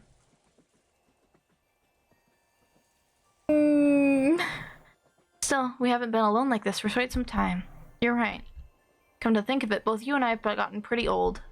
Since George was born, everything's gone by in a blink of an eye. It really has. I wonder if we were too hasty in having a child. Eva's eyes looked like they were staring off into the distance, yet she had thought of it as a once-in-a-lifetime chance. Her older brother Kraus had been unable to father a child for quite some time. 6 years passed after his marriage to Natsu without any signs of pregnancy, which didn't please Kinzo at all. Eva herself had thought that. Since her name would be moved outside the Ushirimiya register when she got married anyway, it didn't matter whether a successor to the headship was born or not. Then one day, she had a heavenly revelation. Or maybe it was the whisperings of the devil that she had listened to her and agreed. If she could give birth to a successor first, wouldn't she be able to maintain the remain in the Ushirimiya register? If things went well, might she have a chance to inherit the Ushirimiya family herself? When she proposed this to Hideyoshi, he had approved of it instantly. This wasn't because Hideyoshi also had greedy thoughts.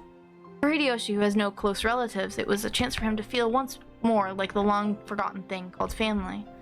So when they got married, he hasn't fussed over which last name they were to keep, and quickly agreed to have his last name entered into the Ishirimiya family register. It hadn't been easy to persuade Kinzo, but as his daughter, Eva knew Kinzo's personality well. So by choosing the time Kinzo was most dissatisfied with Natsuhi, she was magnificently able to make him accept Hideyoshi as an adopted son-in-law. Looking at Hideyoshi, who had achieved success after starting from nothing, Kinzo might have seen a little bit of himself. He quickly grew to like Hideyoshi and approved of his transfer into the Ishirimiya register. George would eventually become the successor to the Ishirimiya family. They had raised him strictly with that purpose in mind. He had been worth their while and grown into a fabulous young man who wouldn't disappoint no matter where he went. That was why he had been not permitted to fall in love with a servant like Shannon. So when she learned that Shannon was dead and the engagement was now invalid, though part of her had still been shocked by the gruesome crime, part of her had also been relieved that her dear George wouldn't be stolen by some servant girl. Come on, don't be mean to her. Let him be happy. Eva! I love her to death. I love Eva to death. But she's kind of a bitch. That's part of her character though, and I do like it. She's just trying to do what's best for her kid. In her own way. She's definitely got that middle child disease. What finger was the ring on? It was on the ring finger, of course. I have hated Kraus since long ago. He was so full of himself, always swaggering around. So proud that he would one day become the head. So I wanted to get back at him. Was that just a childish emotion? But in the end, that emotion guided my entire life. If that had been off, then it would have been fine. Just because of that emotion, I got you and George involved. I used you.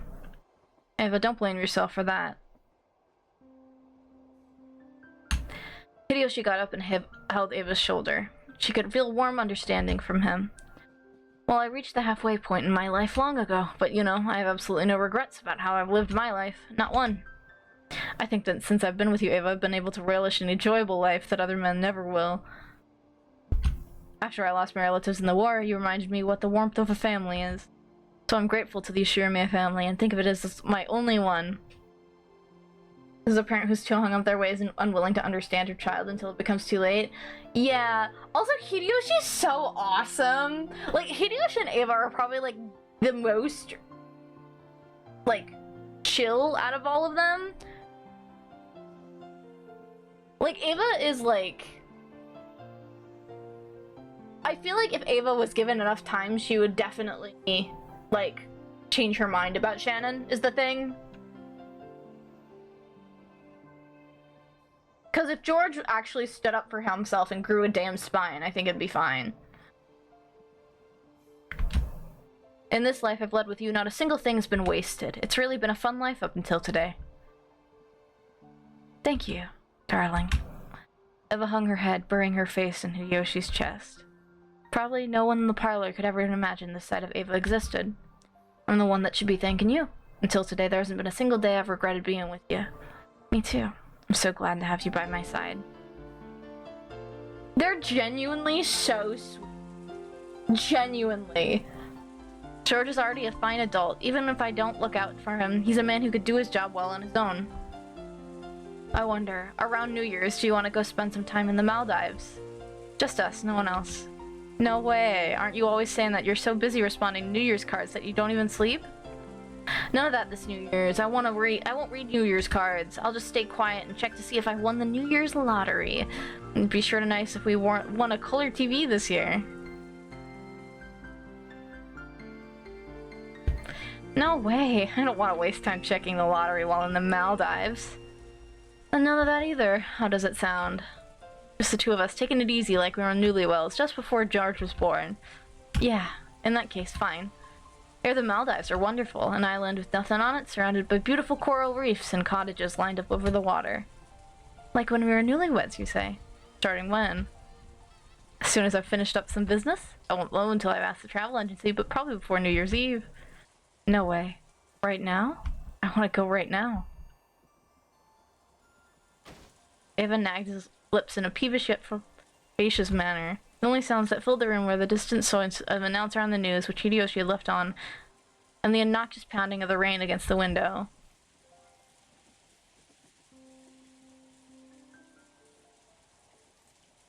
Man, they're like genuinely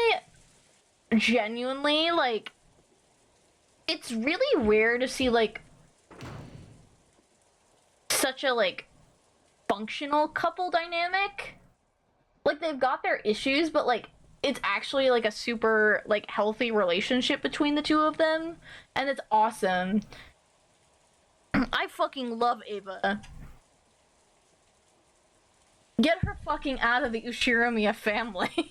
Like, she would be fucking awesome if she wasn't, like, tied to the Ushiromiya family at all.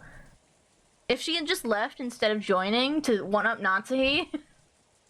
But I mean, her stubborn and, very, petty personality is also very charming. I love her a lot, and I'm really sad that she's probably just died.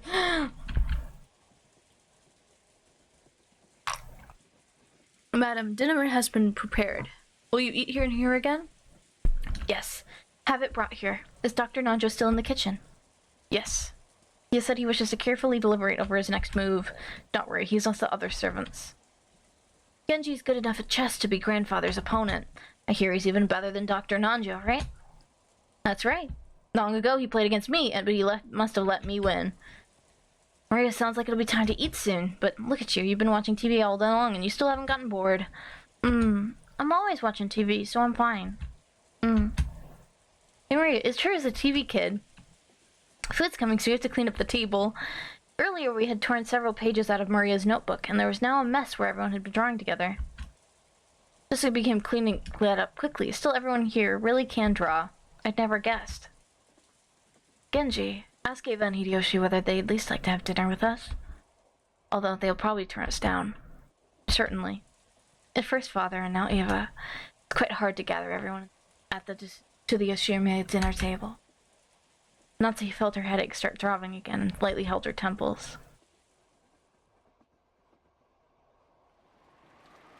The distance from the kitchen to the parlor wasn't that great, so Genji had gone and come back by himself, but the guest room was a little farther away. Natsuhi had warned to avoid him being vulnerable, and just now Nanjo had also admonished him, saying it would be better if he held a little more concern for his safety. Kennen accompanied Genji, and the two of them went to visit Eva and Hideyoshi in their guest room. Genji knocked on the door. Eva, Hideyoshi-sama? Her dinner has been prepared.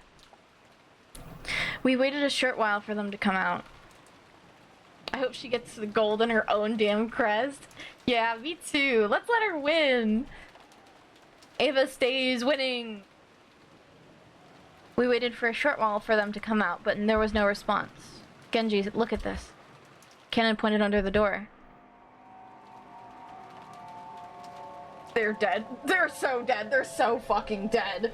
They're so fucking dead. They're so dead. It's so fucking Jover. No.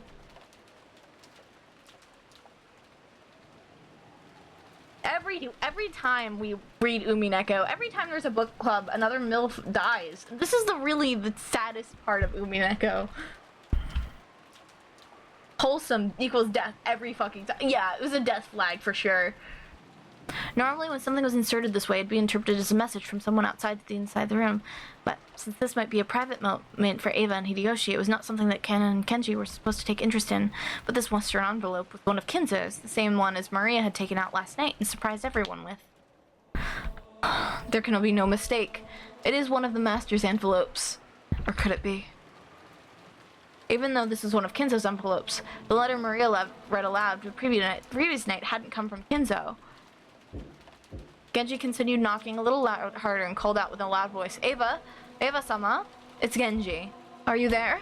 Please answer, Eva. But there was no response from the inside. Sometimes when the servants went to call some guest for a meal, the guests would be sleeping so deeply that they wouldn't wake up. Times like that, the servants would stick a letter in the door to show that it was time to come out and leave the guest be. Despite that, Genji beat even harder on the door and called out Eva's name. However, there was no answer. Cannon stuck his ear to the door and held his breath and listened for any sounds coming from the inside. I hear something that sounds like the television, but I don't sense anyone. The room might be empty. Genji took out a handkerchief and, careful not to touch his bare hands, gently pulled out the envelope that had been stuck under the door. It was sealed with the deep red sealing wax. Without a doubt, the mark on that sealing wax had come from the Ushiramiya family head's ring. Eva-sama. Eva-sama, please answer. Are you still in your room? But there was no answer. There was a chance that those two were aimlessly walking around the mansion. This was the home that Eva had grown up in. There was plenty of reason to think that she'd gone out on a casual stroll. Genji groped around his pocket and pulled a bundle of keys that contained the key that would open the guest room. Genji-sama? Kennen understood what this meant. They would sometimes unlock the door so they could go in and do things like make beds, but only after they made sure the guests were out.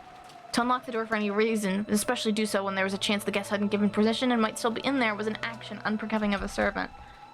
But Genji had decided. If only the only problem that had been that this knock hadn't received a reply, he wouldn't have gone this far. The envelope on the door was doubtlessly one of Kinzo's, or rather one of the western envelopes of the Yoshiramiya family head. After last night, the sender of this envelope could be someone other than Kinzo. If this letter had been sent by someone else... Eva-sama? My apologies, allow me to enter your room. After giving that final notice, Genji stuck in one of the keys from the bundle to the keynote. There was the sound of the door unlocking, and after slowly turning the knob, he slowly started opening the door.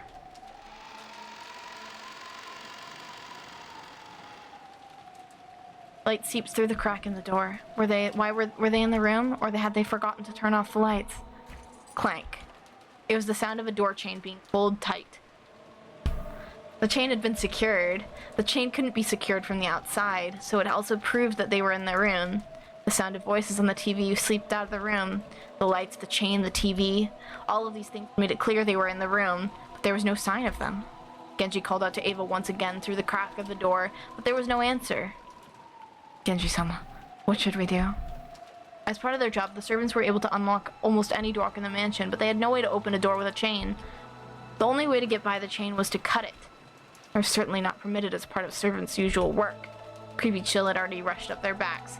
Kennen held up his breath again and tried to sense someone through the door, but even so, he was not able to sense anyone. I'll call Madame and return. Kennen, cut the chain. Yes.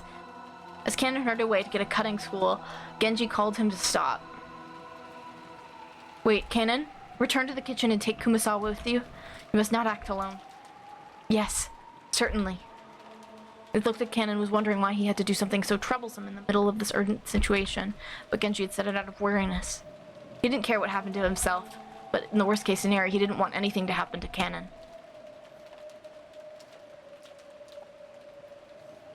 In the kitchen, Kumasawa was piling food on the serving cart and Nanjo was waiting for Genji, apparently wanting to show him a move that he finally taught that might turn the tables on him. But Genji's appearance immediately told him something was wrong. Oh, what has happened, Genji? Dr. Nanjo, my apologies, but please allow this match to be suspended for the time being. Kennen, take care of the chain. Kumasawa, stop studying dinner now for an accompany Kennen. I will go over to the madam. You would come with me, Dr. Nanjo. Something happened. Genji took Nanjo, who didn't know what was going on, and quickly left the kitchen. Kumasawa-san, my apologies, but please come with me. What has happened, Kennen? Kumasawa said almost exactly the same thing as Nanjo, unable to take in the situation, and chased after Kennen, who had flown out into the hallway. Taking Kumasawa with him, Kennen went to the storage room and looked through the tools packed in toolboxes hanging over the walls, trying to find something that could be used to cut the chain. What are you looking for? Let me help too. We're cutting a door chain. Where was that large wire cutter? A door chain? Why would you do something like that? The chain to Eva and Hideyoshi-sama's room. Even though they should be inside, they didn't answer when we called them. It took Kumasawa some time to figure out how cutting the chain and Eva and Hideyoshi not answering were connected, but she didn't realize that this is an urgent situation. That one will probably do the trick. And took that down a very large wire cutter that had hanging on the wall. It was called a cutter, but maybe it'd be easier to understand if we saved it was shaped like almost like a large shaped pair of pliers. Kennen remembered once being warned that this is a dangerous tool that could easily cut through one of your fingers. Kennen took that and rushed up the stairs. He already knew instinctively he should fight for every minute, every second to upwin it quickly.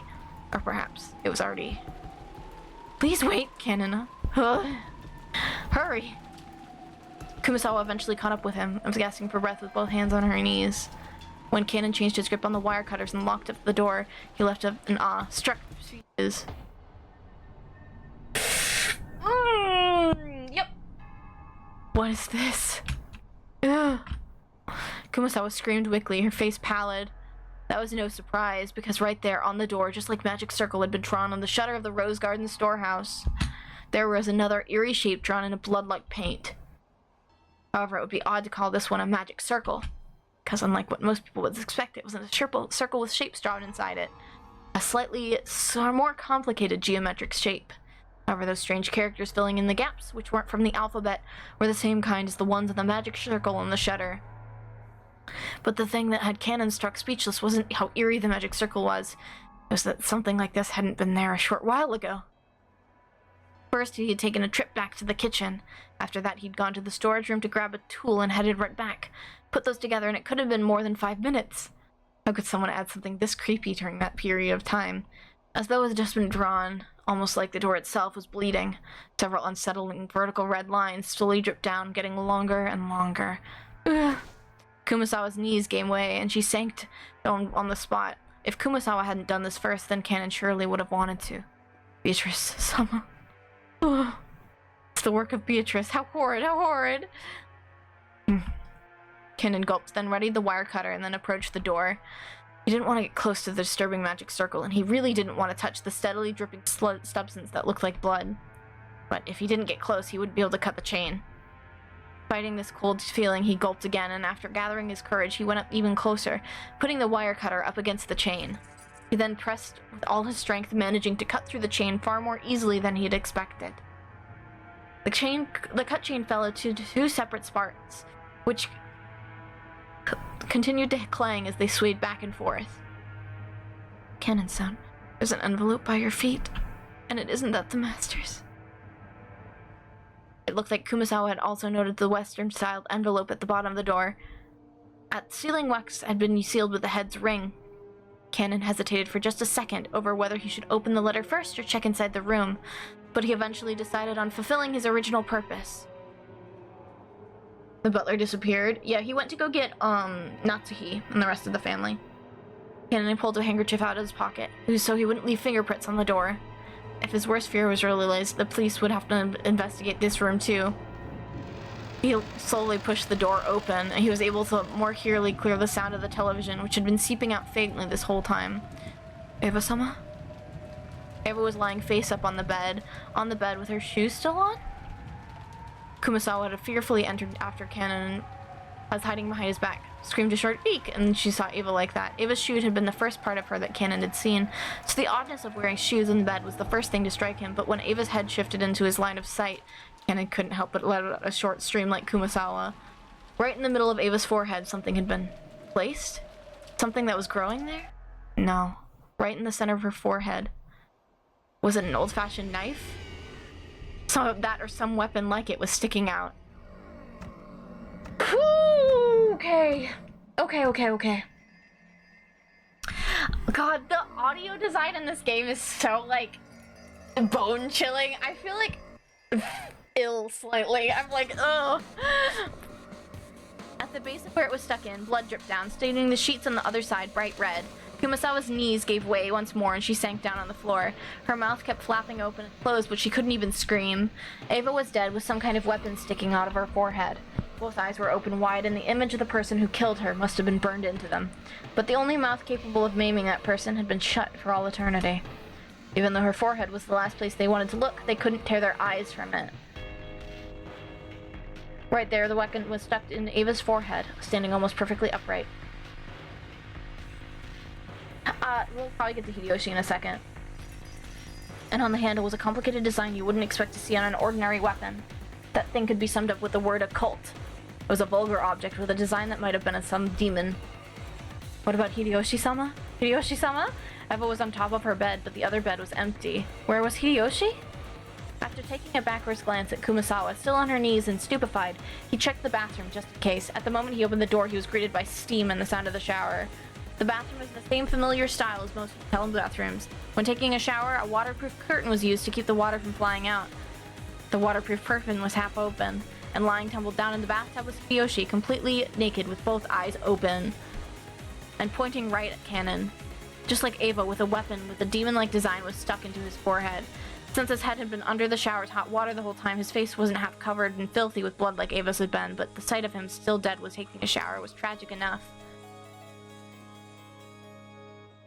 Just then, when they heard Natsuhi's voice coming from the hall, she was probably coming with Genji. Again with this graffiti? What about this letter? What does it say inside? I don't know. I haven't read it yet. We shouldn't touch it carelessly. The culprit's fingerprints might be left on it. We should hand it over to the police. They went out of their way to leave it here. I'm sure they wouldn't left fingerprints. As Natsuhi said that, she picked up the envelope. Just before checking its contents, she entered the room herself where she found Ava dead. Ava-san! Madam Hideyoshi-sama is here too. This is truly atrocious. Cannon, turn off the shower. Don't let this ending be any more pitiful than it needs to be. Yes, ma'am. Cannon gripped the handkerchief and twisted the valve, turning off the shower. In the bathtub, a small jar of bloody soap had fallen with its cap off. Really looked like he'd been attacked while taking a shower. There still was a small splash of blood clinging to the white bathtub, and the combination of the red and white made a horrible contrast. Dr. Nanjo, I understand.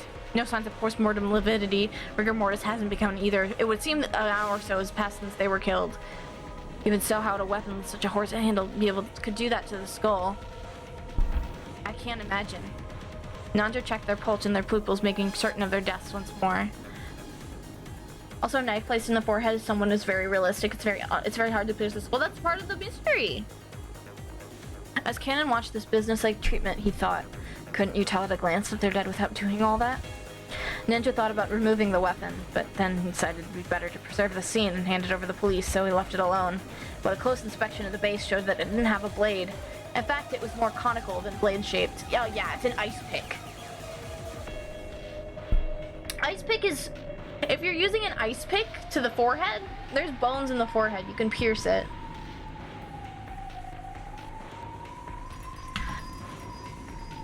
Because they also were describing that the fact that the... it was sticking, like, upwards out of the head. So it would be more at an angle, I think, instead of, like... It's not directly in the forehead, but, like, towards the hairline, where there's more bone, is probably where I would assume they were actually struck. He noticed that rather than a knife, it was more like a short-handed spear, something with a shape better than suited for thrusting rather than slicing. Some people might have likened it to a thick ice pick rather than a short spear. At any rate, after looking at the scene, no further words were needed to describe what sort of terrible purpose those early designed weapons were originally made for, nor was it necessary to explain how they carried out their function. Natsuhi, hoping to escape the repulsive steam filling the bathroom as soon as she could, covered her mouth with a handkerchief and dashed from the room. Just viewing their gruesome bodies for an instant had been enough to burn the image into her eyes. If she looked any longer, that image surely would remain in her vision for all eternity. If the rising urge to vomit was exactly the same feeling that she'd had that morning in the gardening storehouse. For a while, Natsuhi couldn't help but stand with her back facing the guest room, fighting the sickness in her stomach. At any rate, we can't let the children... We can't let George see this room. Seal this room with all haste. Yes, we mustn't let them see. George saw his parents in this brutal state, but they could tell that those fiercely racing footsteps in the hallways belonged to George even before he became dashing into the room. George and the other children began waiting in the parlor. However, when they saw Genji speak to Natsuhi, then they saw her turn pale and fly out the parlor, they felt the sense of foreboding. Beatrice rolls up. No, Beatrice won't roll up for a while. She'll show up eventually. She's taking her sweet time. Don't you know about the art of suspense? You have to learn. You have to learn about it.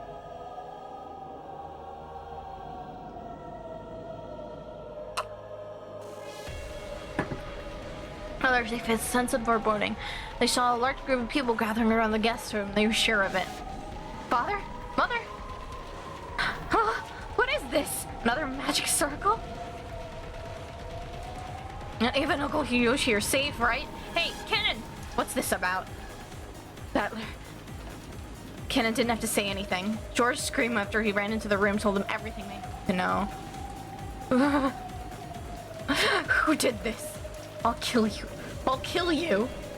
George, hang in there. There's only 10 people left. How many more need to die? Everyone. Natsuhi, George, touched George's shoulder with her hand, and he violently shook her off. George fell over beside Ava and buried his face in the bed in front of his mother's face, wailing.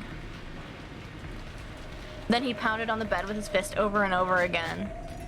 George, hang in there! Battler? Battler had his back against the wall of the hallway. He was covering eyes with his right hand and weeping without restraint. Horrible. That's horrible. He proposed to the girl he loved and lost her the next day, and on the same day even his mom and dad were killed. Isn't that too harsh? Of course it's sad whenever one dies, no matter who it is, but to Battler, those left alone by the deaths of others were far more worthy of pity. Everyone here just lost something close to them. George wasn't the only one to be pitied. However, George's pain was far greater than anyone else's. Battler. I know everyone dies sooner or later. If you're human, you'll eventually have to fight the sorrow of losing someone close to you. But still, shouldn't that day be far in the future for Aniki? And shouldn't those deaths visit him once at a time? How is there 6 volumes of this? I swear. Oh, yeah, there's time loops. It's a bit more complicated than just time looping this one. Horrible. It's too horrible. That bastard. Doesn't he even have a speck of human sympathy in him? Battler, don't cry. Don't cry. Mary tried to comfort Battler in a mechanical...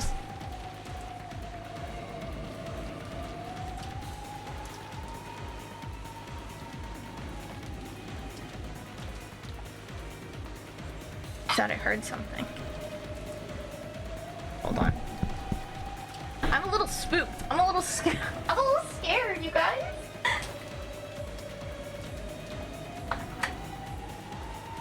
My emotional support locked bedroom door. That child is more powerful than the rest, and we know it. Maria is a wild card of the Ushirimiya household. We'll see if she's helpful or malicious. Battler violently wiped his tears. Yeah, damn it, I won't cry anymore. Tears of regret, tears of sadness, I won't shed them again. It's all useless. The witch has got me backed into a corner. I'm always on the defensive, and that's useless. It's all useless. I'll spin the chessboard around. That bastard probably thinks we'll be running scared like sheep until tomorrow before we try anything, but guess what? I'll spin it around. That bastard can't escape this island until tomorrow either. We won't be hiding away, pissing ourselves. That bastard will. I'll expose you. By tomorrow. No, screw tomorrow. Tonight. Before tonight over, I'll be gripping you by the collar. I love Battler. He's so, like, okay. I know I was like, oh, I heard Battler gets better later, but like, okay, I see it. I see you. I see you, Rikuchio7. Maria is just, very deeply traumatized child. She's not normal. There's explanations for her behavior, I believe. We don't know what's up with her fully, but she just has an interest in the occult and is a Chinibyo. Also, her mom died earlier today, so like, she's a little off. Anyway, we'll lock this room and leave everything as is until the police come. No objections, I take it? Natsuya announced it as though she didn't care whether they agreed or not. If anyone had a right to object, we would have been George. He looked as though he had shed enough tears. George nodded slightly, still facing away from the others, and when he stood up, everyone else agreed too. Natsuya still hadn't opened that Western envelope of the pester family she'd picked up, but now they decided to leave the room. She decided to unseal it in the parlor where everyone could watch. As soon as they walked out into the hallway to head back to the parlor, some of them immediately felt something out of place, or maybe sensed something strange. Stinks? Oh, did you notice it too, Maria? Seriously, what's that smell? It's awful. When everyone sniffed the air, they did notice a horrible burnt smell drifting through the hallway, one that none of them had smelled until then. I'll go quickly to check the kitchen. I'm sure I turned the flame off. After noticing a burnt smell, it was actually Kumasawa, who had just been using the burner in the kitchen, and suspected her own slip-up had caused it. Kumasawa had hastily dashed away. Kennen, go with Kumasawa. Do not let her be alone. Yes. After nodding that Genji's order, Kennen followed after her. He wasn't running, but as he followed her, he tried to search for the cause of her smell, in the other directions as well. Stinks. Truly is a stench that makes the nose wrinkle. However, it doesn't mean we can just open a window for ventilation. Nazi was reluctant to open the windows in a situation where self-defense was so important. Let us run the fan. I don't believe there will be any need to open the windows. George, Aniki, is it okay if I talk to you? If it's about finding the culprit, then I have no problems. It seems George had managed to climb out the abyss of sorrow. All that filled his chest now was the quiet flame of hatred towards the culprit who had stolen the lives of the one he loved and his beloved parents. They need groups of 3 to truly be safe. Yeah. The chain for this room was set. From what I could tell by looking at it, impossible, like it couldn't be opened from the outside. In other words, this was a perfect closed room. That does seem to be the case. And in the case of the Rose Garden storehouse, they might have sneaked the shutter's key out the steep servant room, or maybe they had a duplicate key. I can imagine many ways they could have done it. But this chain is different. Among the generally used locking techniques, the chain is the simplest one to clear a closed room with. Only a chain will block everyone from coming in outside as long as it isn't physically broken. So does that mean the culprit couldn't have gone in or out through the door? That's interesting. Just a few hours ago, I seem to remember everyone making a fuss of how to enter a room without using the door. Don't fuck with the quiet kid, yeah. Back then, we were all losing our cool, wondering how grandfather had disappeared from his room. The receipt Aunt Ava stuck in the door on the whim had proved that the door had remained sealed. And since Aunt Nazi was the only person to enter or exit during that time, she was under suspicion. Aunt Ava proposed a theory about how Nazi might have thrown her grandfather out the window and left the door herself. But this door is much simpler. It was sealed from the inside by a door chain. The window had also been locked from the inside and the bodies had been inside the room. This time it really had been, without exaggeration, a true closed room. That's right. If you include grandfather's disappearance, 3 cases have occurred, and all 3 times the door has been the point of interest. The first was the shutter. There is a key in the servant room, and if we assume someone knew about that, this can't be really called a closed room. Are there character portraits update? We can check in a second. I want to wait until Battler's done cooking. Next was the door sealed by the receipt. However, Aunt Natsuhi entered that room. So if grandfather had left through the window or had been thrown out, she would have been able to lock the window before escaping. Or like my theory, grandfather could have hidden until the receipt was gone and left the room later. Basically, this door can be defeated with a handful of desperate tricks. In that sense, you can't really call this one a closed room either.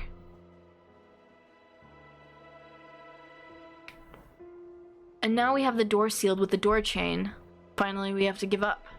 The window, the door, everything had been locked. It was a perfect closed room. If the first had been a closed room because everyone could be suspected, the second had been a closed room because Aunt Nazi could be suspected. But this one, no one can be suspected. This was a perfect closed room because the door chain formed a seal that blocked everyone equally well. In that case, did the culprit carry out the crime without entering the room? With some method from outside the room? Good point. Even though the chain makes it impossible to open wide enough for a person to fit through, you can open a small crack. The culprit knock on the door to make them peer out before attacking them?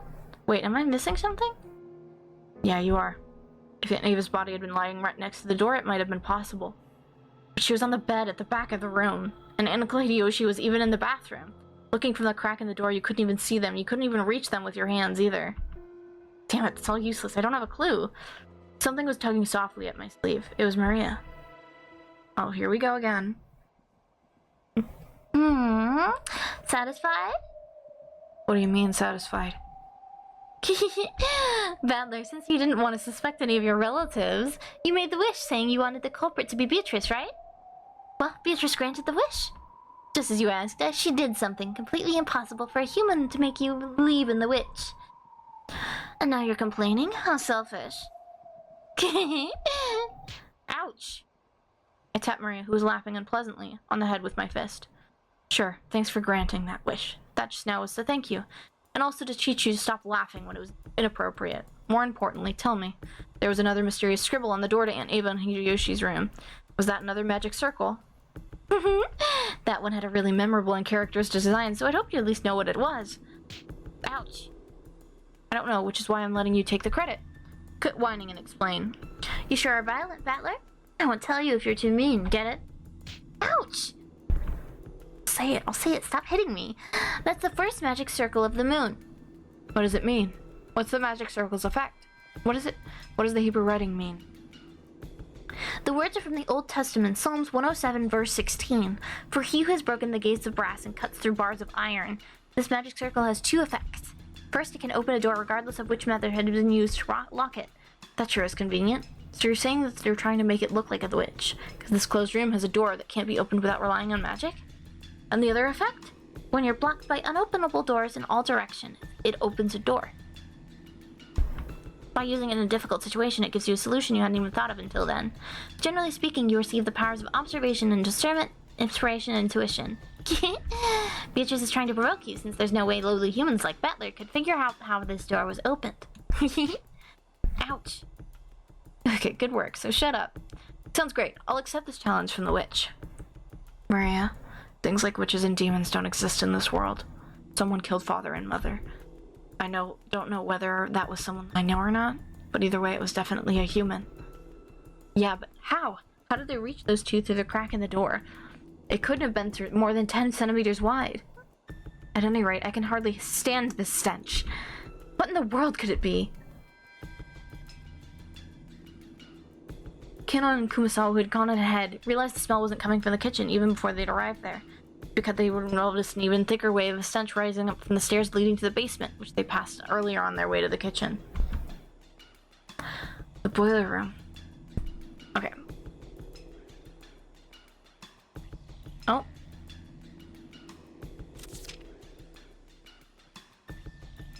Look at characters. Oh, yeah. Yep. It also reflects their death. Cool.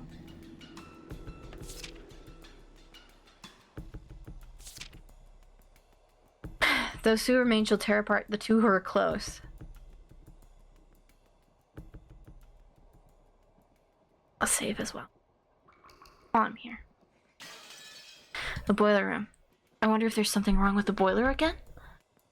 Those stairs led to the underground boiler room. The mansion's boiler was old and in poor condition. Both of them had witnessed problems with the boiler on several occasions, but they had never smelled the boiler belching out a stench like this before.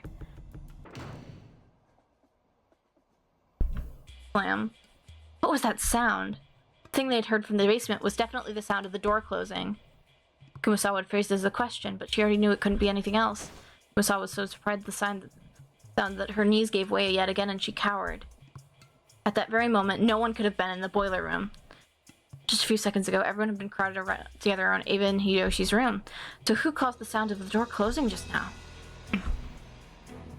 Cannon? After taking a short second to sort out the situation, Cannon ran down towards the basement. Since surely they heard the sound of the door closing just now, and there was no sign of anyone coming from up the stairs, the person who closed the door had to be inside the boiler room now. If the boiler room had been a dead end, Cannon could have rushed in so hastily. But Cannon was a servant, so he knew. There was two entrances to the boiler room, one that opened the mansion and one that opened the courtyard. If he didn't chase them now, they might slip away. Kumasawa reached the same conclusion long after Cannon did, but she couldn't let him go alone. The thing in the boiler room was the culprit. An opponent had easily killed 6 adults in the first murder, then no matter how Cannon confronted them, he wouldn't be a match. Of course, there's this argument, even if Kumasawa joined him, it wouldn't change anything. At any rate, after a delay, Kumasawa decided that she mustn't let Cannon go alone, and she rushed down the stairs. Oh boy. At that time, Cannon was already in the boiler room. The boiler room's characteristic damp heat tormented him. Always been an unpleasantly smelly and hot place. And on top of that, the room was full of that horrible stench which made Cannon feel like he was going to be sick. There's no doubt that this room was the source. In that case, Cannon should have been searching for where the smell was coming from. However, Cannon kept racing straight forward as he grabbed a hatchet from the tool shelf just off to the side of the door. He hadn't stretched out his hand because he wanted a hatchet. He wanted to grab a weapon. Any weapon. Why? Cannon gazed into the darkness where the naked light bulb couldn't pierce. Then he answered. In roulette, you bet on a number of the colors red or black, vying for a payoff. However, low-risk bets like black and red only offer a similarly low payoff. The words coming from Cannon's mouth were swallowed up by the darkness. The darkness suddenly started to swirl, glittering. There she is!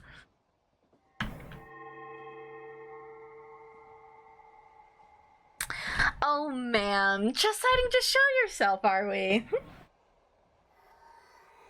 Oh! Oh! Lots of them. Lots of them. Lots of them. Lots of them. Is it happening? It was such a fantastical scene. Golden sparkling butterflies hid in the shadows all over the ballroom, flapped their wings, twinkling beautifully, and gathered in the darkness, disappearing. Cannon continued speaking, directing his words at the darkness until as it swallowed the butterflies up. As the butterflies gathered in darkness, they they would certainly laugh. But Cannon continued to speak without faltering in the slightest. However, if you bet on something with a lower probability, your payoff increases proportional to the risk. The master called succeeding despite an astronomical risk a miracle, and called the astronomical payoff gained as a result of magic. I have no interest in what kind of magic you and the master were seeking when you spun that roulette, but you forgot something. You forgot that in roulette there's a pocket that's neither black or red. Roulette has a special called zero, which means the house takes everything in certain variants of the game. This means that all the coins best on the table will be swept up, just though everyone has forfeit.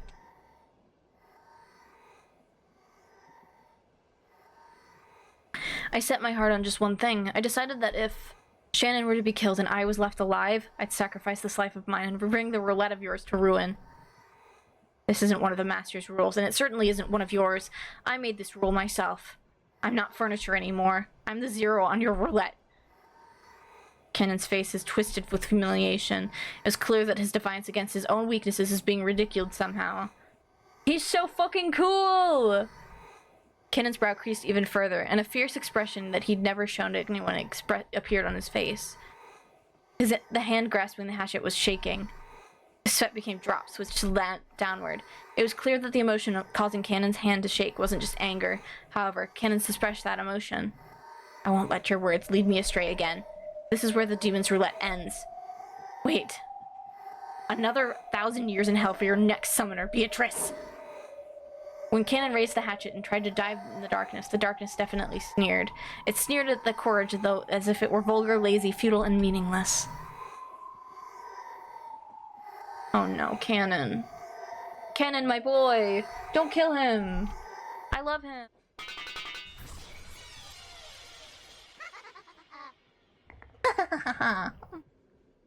GG, Cannon. GG, Cannon. Cannon. Hatchet still had a loft.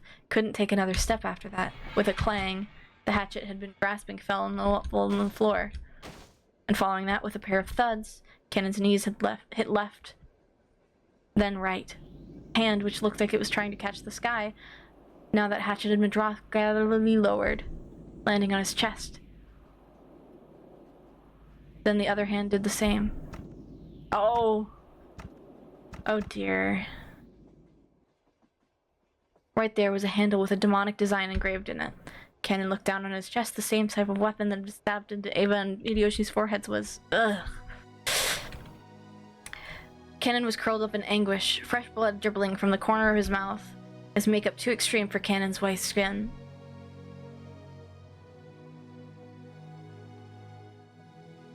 No! I mean, everyone's gonna die. We know this.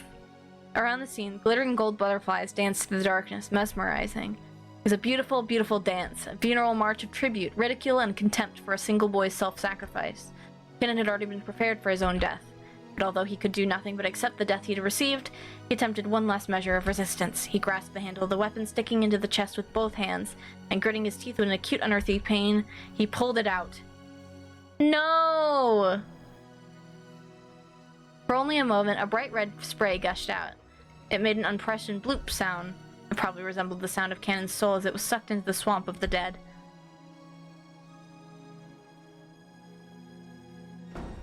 Cannon! Woo! Someone? Kumasawa streamed at the incomprehensible sight in front of her. Cannon was lying in a pool of blood. Kumasawa's heart was a complete mess. Ah, what a horrible fate. He wouldn't have been killed if I had been with him. What incredible luck. If I had been with him, I might have been killed too. As she screamed, her expression was filled with complete confusion, and all the muscles in her face were pulled up almost as though she was smiling while crying. But no one could have made fun of an expression like this. What is it, Kumasawa? Answer me! The first one to dash in was Natsuhi, holding the rifle. Battler and Genji dashed in after her. Normally, they probably would have started discussing the origin of the violent stench filling the boiler room, but after they saw Cannon, who was lying on the ground as if he were drowning in an ocean of his own blood, the stench wasn't important anymore. Cannon! Answer me. Genji, bring Dr. Nanjo here. Natsuki realized even though Cannon was on the verge of death, he was still conscious, so she sent Genji to get the doctor. Natsuki, holding the rifle aloft, faced the darkness in the center of the boiler room and shouted, "Who's holding it over there? Come quickly! If you don't come out from there, I'll shoot without mercy. We need light! Natsuki, let's light them up." He quickly took a large flat light from the tool shelf alongside the door and used the light to cut through the darkness Natsuki he was glaring into. But the light only shone in a mechanical-looking piping in a door. The door had been left open a small crack, and it was obviously someone had left through there in a hurry. Natsuki, where's that door go? Genji, where's that door lead to? The courtyard. Like hell, I'd let you get away, you damn bastard. Battler let out a war cry as he slammed into the door. Cool air from outside suddenly rushed in. There were some thin, rough stairs leading up. Battler ran up them, shouting, "Wait, Battler! Dangerous to be on your own right now." Natsuki was also rushing up the stairs, chasing after Battler. They were in the courtyard. The courtyard of the mansion had been built strictly for lighting purposes, so it wasn't a very elegant place. Don't tell me this is the first loop. Because it was surrounded on all sides, the air was calm and completely undisturbed, even though they could hear the sound of strong winds. There was only the gentle, sorrowful rain. As he ran through the cold and scattered raindrops, dashing up the stairs in the courtyard, Battler looked in every direction. Of course, the odds of him finding a suspicious silhouette just standing around nonchalantly were pretty much zero. Battler spun, looking all around. He turned again and again. He kept spinning until he almost lost his sense of direction. He prayed until he would see the culprit somewhere in the scenery, but there was no chance. All he saw was the spun more and more was the mansion's heartless walls and windows. Furthermore, there were two entrances to the mansion from the courtyard, and neither of them were locked. Because the lower yard couldn't be entered from outside the mansion, the doors had been built without locks. He didn't know which one they'd left through. He had to give up. Battler pounded the wall with his fist, swearing, "Battler, you mustn't run ahead by yourself." Battler? Battler pressed his forehead against the wall, which he had scratched with his fingernails as he cried, "Damn it! Damn it! And Eva and Uncle Hideyoshi, and now Cannon? You killed a full 6 people? It wasn't enough, so you had to kill 3 more? Are you kidding me? Are you fucking kidding me? Aunt Eva and Uncle Hideyoshi were always kind and fun. Just met Conan yesterday, but I'm sure I'd gotten along fine with him. Why'd you kill them? Why? You know, when people die, they don't come back to life again, right? They aren't gonna quickly sprout up again like bamboo shoots. Why'd you kill them? Why?" Oh. Also, Crow, the loops in this aren't probably what you're expecting, unfortunately. They aren't traditional time loops. Battler was a boy who could understand the feelings of pain and regret in a person's heart. So he cried, with all the strength. Natsuki, who was always thought of Battler as a frank person, with little surprise to find he had this delicate side. And at the same time, she understood how easily hurt the heart of a young person could be, so she held him. "It's all right. I'll definitely protect you, George and Maria and Jessica. As a mother, and as the representative of the Ushirimiya family."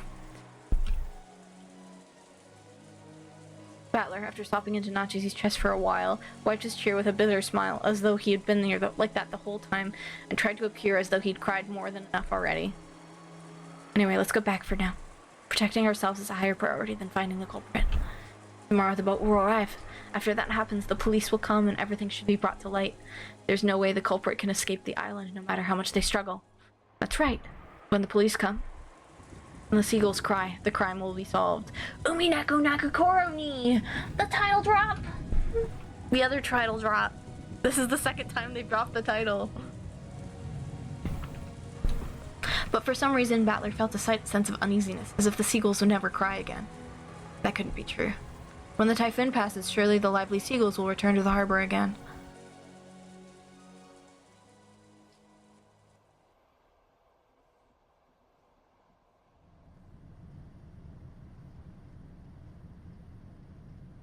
I returned to the boiler room along with Natsuki and told everyone weakly that we hadn't found anything.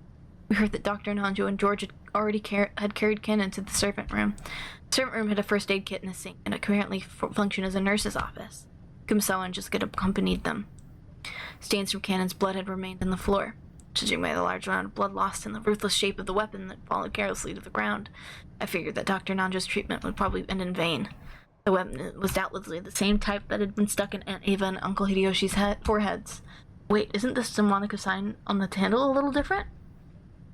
There seemed to be some small differences in that part. Still, as far as their overall shape was concerned, their weapons were all from the same type. Though it had seemed brutal, he'd had left the weapons stuck into Aunt Ava and Uncle Hideyoshi to preserve the crime scene.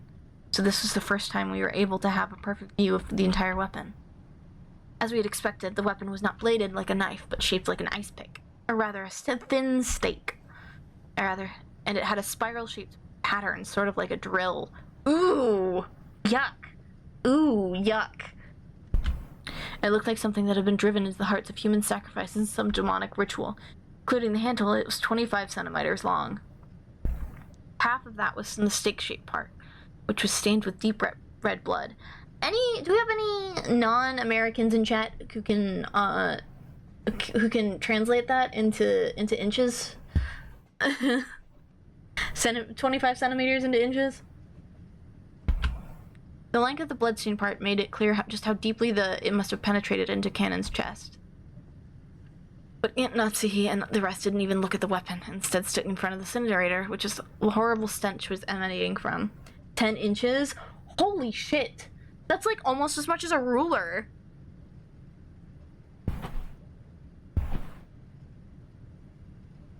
Holy shit! 30 centimeters is a foot. Whew! That's a nasty weapon. It must have dragged out that thing which had been burning in the furnace. It was still smoldering and kept sending out these dense waves of that awfully unpleasant smell. Genji and Maria stared down at it. Natsuhi probably couldn't stand to look directly at it. She kept shaking her head, her back to it. Ugh. I thought nothing could surprise me after everything that's happened, but this is... I stood there for a while, moaning with a rising urge to vomit. The true source of that unearthly stench was a scorched corpse that had been cooking inside the incinerator. The clothes, the surface of the body, and the hair were all hideously burned. That grotesque corpse was in a state where not the face, nor the age, nor even the gender could have been guessed at, but when I thought about it calmly, I realized that a corpse appearing at this time could only be one person. It was grandfather, who had disappeared that morning, whose whereabouts had been unknown. I believe it's most likely the master. I agree. He would pass away in such a state. It's heartrending. But is there any proof this corpse is really grandfather? It's burnt so black you can't even tell what sex it is. Battler, look at the feet. Aunt Natsuhi, with her handkerchief over her mouth and her eyes averted, pointed and told me to look at the burnt corpse's feet. Notice how there's 6 toes on each foot. Oh, you're right. Just as Genji said, there were 6 toes on each foot. Each individual toe had looked so normal in its line that I hadn't noticed. The master was born with 6 toes in both his feet. Consequently, the master was entrusted with the revival of the Ushirimiya family. I have heard since long ago cases of polydactyly were common in the Ushirimiya family. Probably hereditary. Polydactyly literally means many fingers. Because of a little mistake by God, when a person is born, one of their toes or fingers splits into 2, and the total number increases. But a big deal isn't usually when made of polydactyly in the word at large, because it isn't a disease, it's just something people were born with. So while there are still babies about the time they turn 1-year-old, they can be taken to a hospital and given surgery to make them normal. Even a child with polydactyly can be treated before they become aware, so they might not even remember it themselves. By the way, it seems that there's a possibility for this to occur in out of every 2,000 babies, so even though it's not usually seen, it isn't rare at all. Speaking of which, I think Uncle Hideyoshi mentioned something to me long ago, something about how even Toyotomi Hideyoshi, the man who unified Japan at the end of the Sengoku period, had 6 fingers on one hand. According to Aunt Natsuhi, among the many Ushirimiya family heads, the ones most praised for their wisdom all had polydactyly. Because of that, when grandfather was born, his relatives were all excited that he thought he might become another wise leader. And then when the leading relatives all died in the Great Kanto earthquake, it was apparently argued that grandfather should be the one to restore the family because of his auspicious sign of his birth. If grandfather hadn't disliked his position as the head so much, the 6th toe probably would have been pretty lucky for him. Come to think of it, I've heard about some country where it's believed people with polydactyly should be treated as gods and revered. This is beside the point, but it's fairly common in mystery novels for a corpse to be burned to hide its identity. But I guess that in Grandfather's case, just toasting him wouldn't be enough. And Grandfather's body was not simply burnt, like Aunt Ava and Uncle Hideyoshi, and that thing had been stabbed into Ken's chest. One of those demon's ice chicks was stuck in his forehead. The head ring is not on his finger. So the letter last night was telling the truth. Father, would be horribly disappointed. Nazi let her head droop and closed her eyes tightly. This room also had become a vital crime scene for us to hand over to the police. It was decided we would all leave Grandfather's corpse here to lock the room, sealing it. It isn't clear when Grandfather's corpse started burning in the incinerator. Since according to Genji, the strength of the flames hadn't been that strong, the body must have started burning a long time ago. The stench could slowly creep out of the furnace and fill the room, one by one bit, eventually pouring out and climbing up the staircase. Putting aside whether he was rare or well done, nice, Grandfather had been brought out, killed, and burned, even though they had started and locked away in the closed room created by his auto-locked. There's probably no doubting this. However, according to Genji, the boiler room is usually locked. The possibility that someone outside our group had snuck in and committed the crime was overwhelmingly high. There's also a good chance this person was walking around with something like a master key. After all, the doors and windows throughout the mansion had been checked. Despite that, the culprit was able to start around the mansion freely. Does this crime confirm a 19th person exists? There's still that contradiction, since they're trying to tout their existence without ever showing themselves once. Along with Curie's chessboard theory, they've been using this contribution to deny the existence of a 19th person. By spinning the chessboard around once more, the very fact that this crime makes it perfectly obvious that a 19th person exists means that the existence of the 19th person is even less plausible, as long as that 19th person doesn't show themselves in front of us. The culprit could get Grandfather out through the door sealed by their receipt. If they could kill Aunt Ava and Uncle Hideyoshi from that other side of that door sealed by a chain, then could they possibly go so far as to create a fictional 19th person through strange tricks and devices? If we still want to believe that the culprit is among the 18, then the list of suspects has grown very short. The four has kids, Aunt Natsuhi, Genji-san, Kumasawa, and Dr. Nanjo. One of these people had to be the culprit. Wait, we can't be sure of that. Just a second ago we started doubting whether the corpse was actually Grandfather's, right? Maybe we can think of other bodies in the same way. For example, the first 6 all had their faces horribly smashed. Some of the bodies had been kept enough of their faces for us to confirm who they were, but that old bastard, for example, had lost his entire face, as though the entire thing had been neatly peeled off. We only figured out which body was by their clothes and surroundings. Did the culprit prepare a fake body beforehand and alter it to make sure it looked like they actually died, even though they were actually hiding somewhere after committing the crime? It may sound ridiculous, but it wouldn't be an impossible trick to pull off. It's too early to give in to this 19th person, no. The witch. Oh, God. Oh my God. Oh, it's getting so good. Oh my God. Maria, you mustn't stare so fixedly anymore. Come on, Butler. I'm worried about Cannon's condition, and we mustn't remain in a place like this any longer than necessary. Let us return. Maria didn't go out with anyone else, but remained in the boiler room. The thing she was staring so fixedly at probably wasn't Grandfather's body, but the demon's ice pick staring out of his forehead. It was probably the sort of item that an enthusiast couldn't bear to ignore. I tapped her on the head. Hey, Maria. What's Reese's after? Is it all of our lives?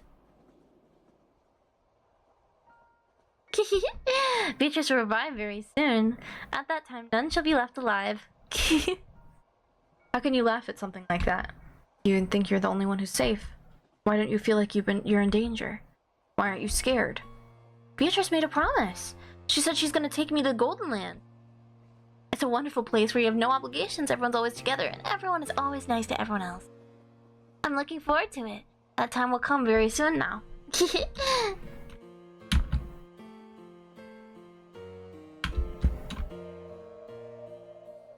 Just what kind of person is Maria? I only know what Maria was like 6 years ago, when she was 3. She was once pure and obedient, a good kid. I just knew Maria 6 years later, and the Maria I knew didn't seem to fit together. Just who is she, this witch who calls herself Maria? To Maria, who obstinately believes in the witch, this series of unsolvable crimes is proof that the witch actually exists. Every time something occurs that would be difficult for a human, it becomes a little harder for the rest of us to not believe in Beatrice. It must be an intense pleasure for Maria to see her relatives, who once firmly denied the witch's existence, start acknowledging that the witch's existence one by one. Is that why she's in high spirits? Maria, let me ask this one more time. You'll probably ask her the same anyway, but I'll ask you just one more. Yesterday, you were given a letter in the rose garden. Who gave it to you? Like I said, Beatrice. Mettler still doesn't believe. Maria only repeated what she had already said. Maria met with the 19th person, the witch. Was that really a 19th person, or did one of the 18 just get her to say that? All that's certain is that Maria has been with the rest constantly, and has always had an alibi and hasn't done anything suspicious. She's simply overjoyed at being made Bishop's messenger, and certainly isn't the 19th person, supposedly. That's right. I wonder what's written in the letter we picked up in Aunt Ava and Uncle Hideyoshi's room. Aunt Natsu should still have it with her. She tricked the child. The Golden Land is the realm of the dead. Yeah. It probably is.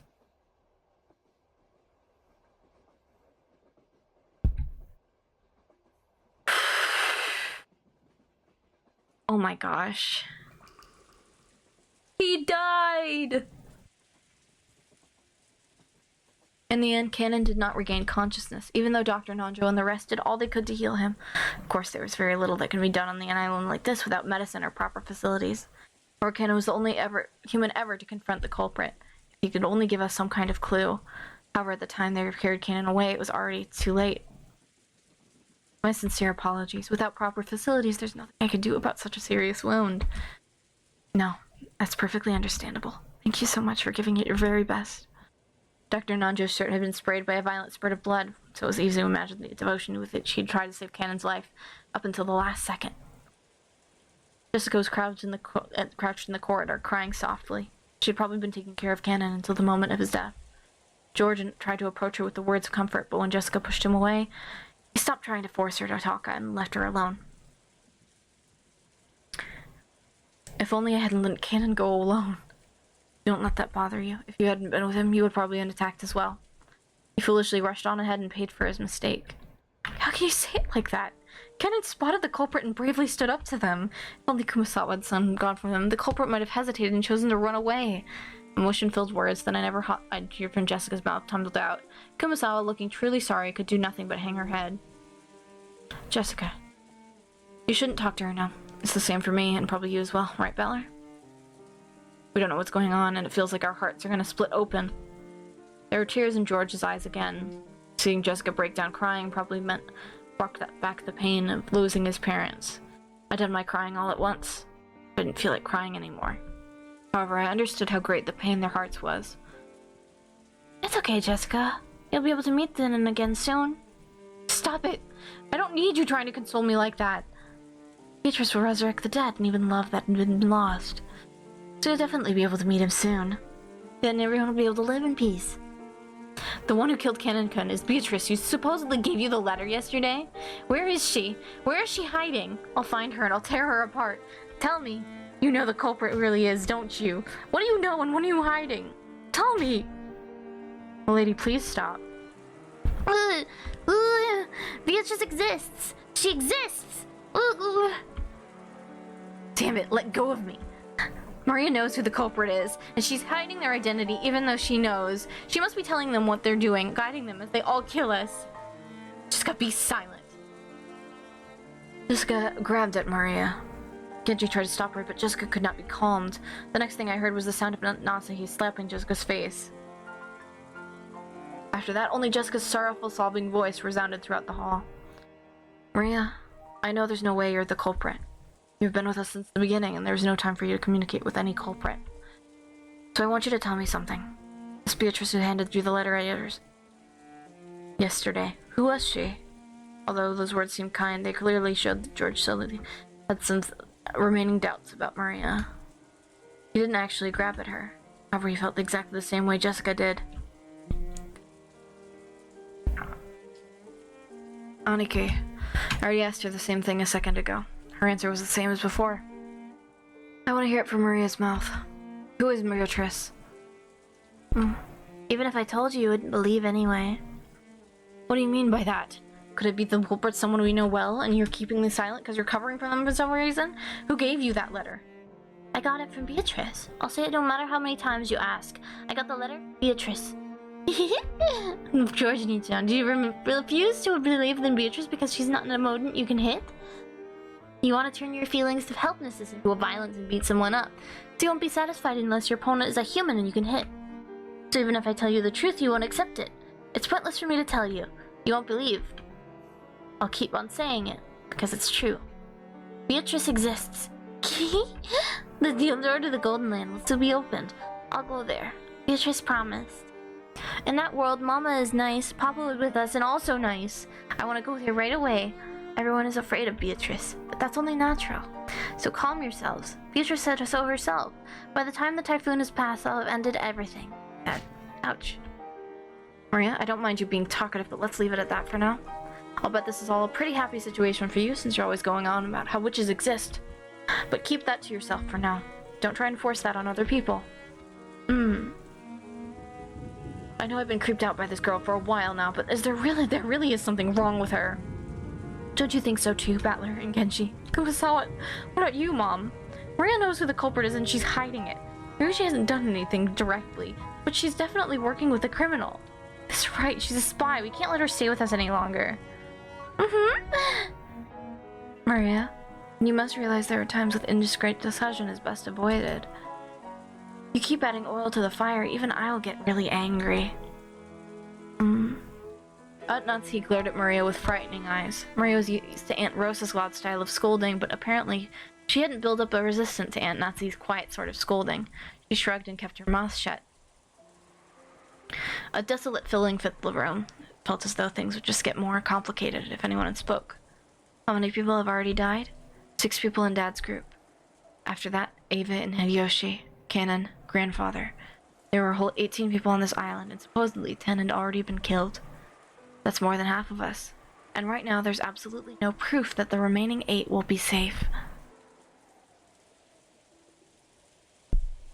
She is 9. At any rate, this is no time to quarrel.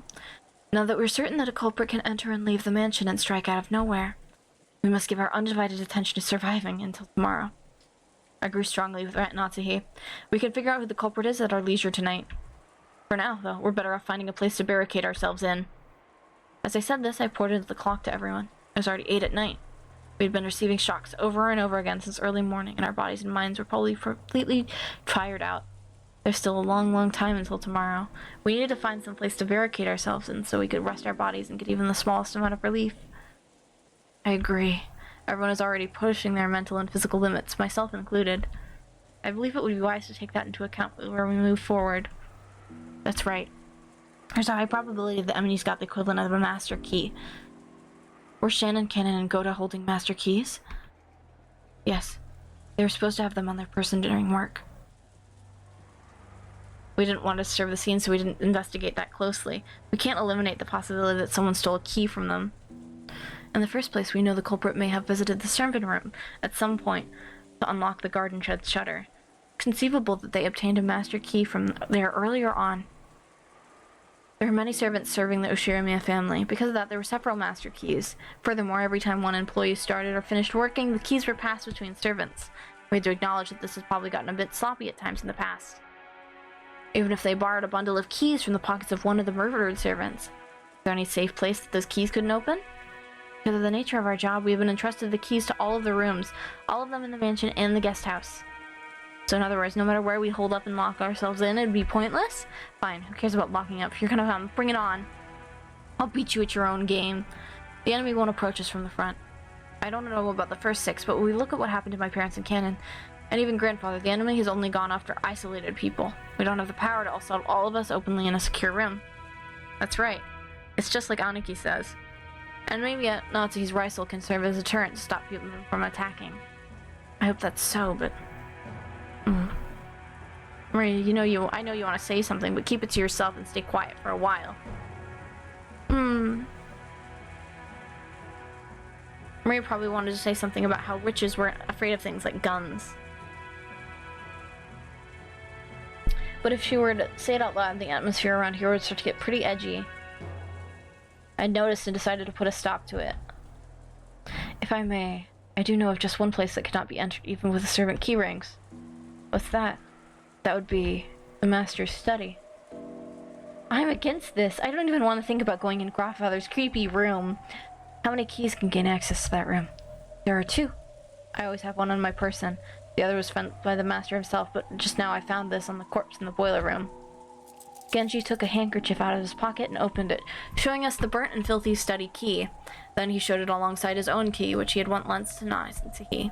Normally it would have been proper to leave the master's key for the police, but because of the master's order to protect the safety of the study, I borrowed it for the time being. I see. Which means that Kinzo's study is still the only place we can be safe. It would appear that way. I don't even want to think about being shut up in that strange room all night, but it appears we must acknowledge that this room is safer than anywhere else right now. Even though Grandfather locked himself in that safe room, the culprit brought him out and killed him. We can't be certain that it's truly safe. According to your theory, Grandfather cleverly found a way around that receipt trick and left the room of his own free will. So, if the room might be a good place to barricade ourselves in, and after all, you're too optimistic. However, at the same time, I thought he brought up a pretty interesting point. After all, this gives us a chance to question the enemy, the witch herself, about how the sealed door had been opened. If we assumed the culprit had used some technique to keep Grandfather from his study, they'd have to show us the same trick again if they wanted to assault us in the study. And that would give us a chance to make the culprit prove how they did it right before our eyes. If she's really a witch, they'll be forcing her to use her little magic trick to open the door right in front of us. That's probably impossible. You spin the chessboard around, it's obvious the culprit is acting in a way that'll make us think that they're a witch. If she really is a witch, all she's got to do is appear in front of us and wow us with a colorful display of magic. Since she's avoided doing that, everything must be a work of a fake witch who wants us to think she's real. Therefore, a culprit who used a technique other than magic to defeat the Colf's room couldn't open the door before our eyes. Is Grandfather's room big enough to step people in? Yes, there is a bed, a sofa, and blankets. So while it's not luxurious, it'll be way more suitable for spending the night. There's also a sink, a bathroom, a refrigerator, and a liquor cabinet. Whew, that's incredible. But isn't that weird? You're saying he built another house inside his house? It's pretty cramped for the last house of someone like our grandfather who bought a whole island and realized all his dreams. That's right. After some point in time, Father probably couldn't feel at peace at any other place, even inside the mansion. We always sneered about how he shut up himself up in there, and this time we're gonna be the ones that are shutting ourselves up. Jessica spat the words out. Jessica, it sounds like you'd rather go search for the culprit than say shut up somewhere. Of course, I don't think we'll be able to find them if we just start searching on our own. In the end, we can't do anything but wait. And then it doesn't matter where we are, does it? I'm not gonna run away or hide. Why don't we just take it easy in the parlor watching TV or something while we wait for the Beatrice to appear?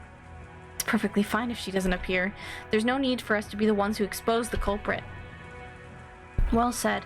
We shouldn't take needless risks before the police arrive. Thank you, Dr. Nanjo. I think we should move them to Father's study. Sure, we have no proof that it's safe since Father was taken out of there. However, I can't deny the possibility that, as Battler reasoned, the grandfather left the study of his own accord and was attacked outside. A while back, I proposed that a strange theory is a stopgap measure. But as Aunt Eva said, even though a trick could be possible, I couldn't explain what motive the grandfather sneaked out of his own study in such a troublesome way. Plus, Grandfather couldn't even use that trick unless he knew the receipt was etched in the door. Aunt Eva hadn't pointed out that last part, but it's clear how absurd the theory was. So does that mean the sealed door formed a closed room just as Aunt Eva claimed? It's an undeniable fact that Aunt Natsuhi was the culprit. If Aunt Eva were here now, she'd probably make that claim openly and blow my strange theory away. But anyway, I had to admit the room with both a bed and a toilet that all 8 people could be shut up in, and with only 2 keys, both of which were gathered here, had to be the safest place in the mansion right now. At the very least, I figured this would be better than staying shut up in the parlor and hoping nothing could go wrong.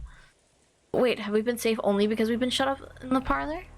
What if leaving that room and moving to an unexplored location is equally more dangerous? Ah, it's useless. It's all useless. My flimsy head is about to bake out into fever. I'll keep spinning the chessboard around right and wrong. We'll keep switching places over and over. I won't be able to believe anything.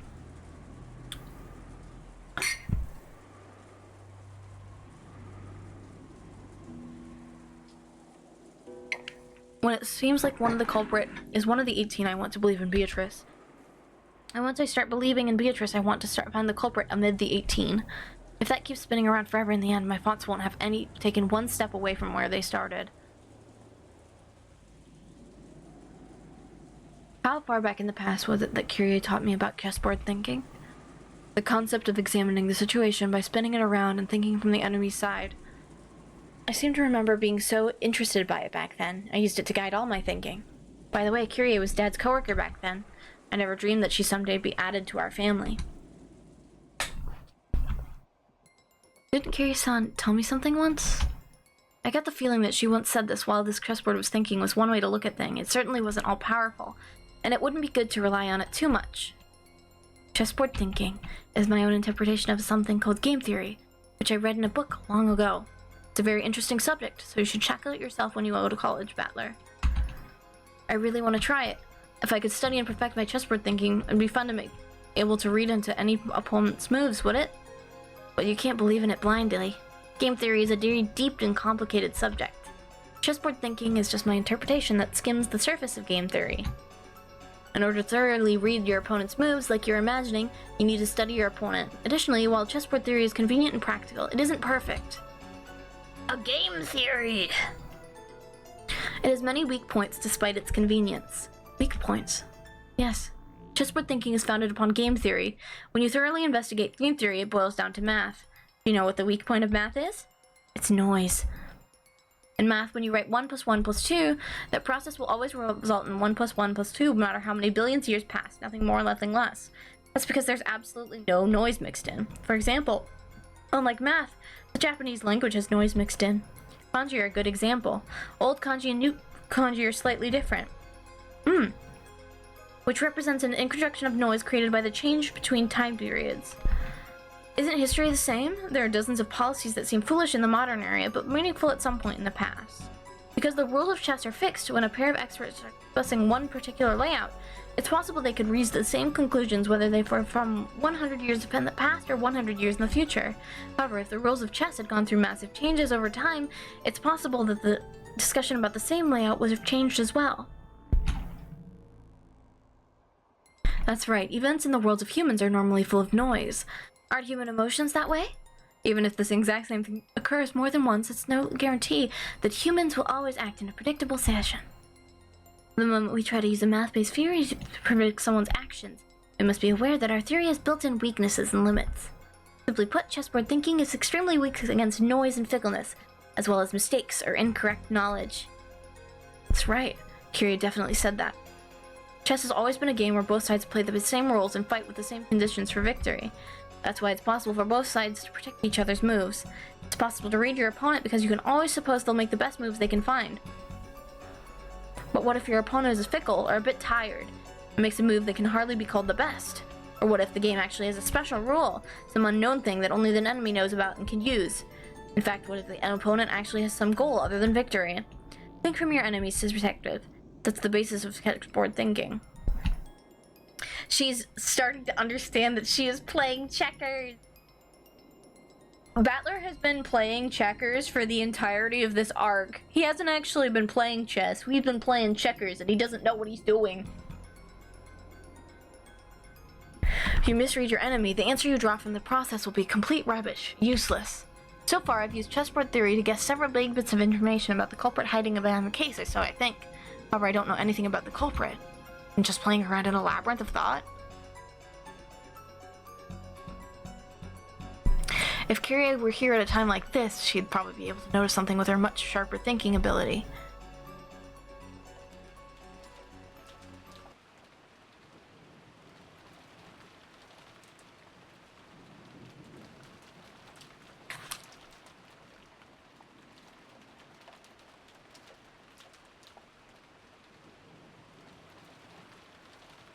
I keep hearing something. I keep getting scared and thinking I'm hearing something, and it's just my fan. Until the very last moment, Jessica resisted moving around to Father's study, but in the end, Natsuki persisted and we decided to move there. Everyone was completely wrapped up in paranoia by now. Kumisawa had prepared dinner at one point, but during the time we were discovering the death of George's parents, both the kitchen and the parlor had been left empty. Someone suggested the food might have been poisoned while we were gone. Because of that, we were unable to even touch the food that Kumisawa had taken the trouble to make for us. The manner in which the first 6 were killed was unknown, but it certainly could have been poison. Certainly that would have allowed even a single person to carry out the murder of 6 large adults.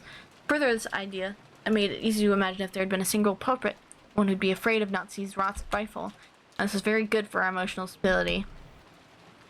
But the fatigue and hunger were even harsher than we'd imagined. Then Kumasawa made a proposal and we all went together to the kitchen. We gathered some canned food and other things that'd be hard to poison to take in with us. All of Kumasawa's efforts to reward us with just a little dinner on this savage day regrettably came to nothing. The food piled up on the serving cart just looked a little sad. We all started climbing the stairs. Natsuhi was in the lead, wearily stared into the darkness with both eyes in the barrel of the gun. Man, wasted food. Yeah, it can't be helped. Once we dragged ourselves up to the 3rd floor, just as Natsuhi's beforehand, there was a mixture of chemical smell and a sweet, sickly sweet aroma, a stench hanging in the air that it felt like it was eating into our heads. See, this kind of stuff would probably give you a headache if you're shut in with it for a whole night. I know it's a little late, but I'm with Jessica. I felt against going into grandfather's study. I felt like the stench was floating outside from this magnificent door. It was like a door to forbidden study, which should defend...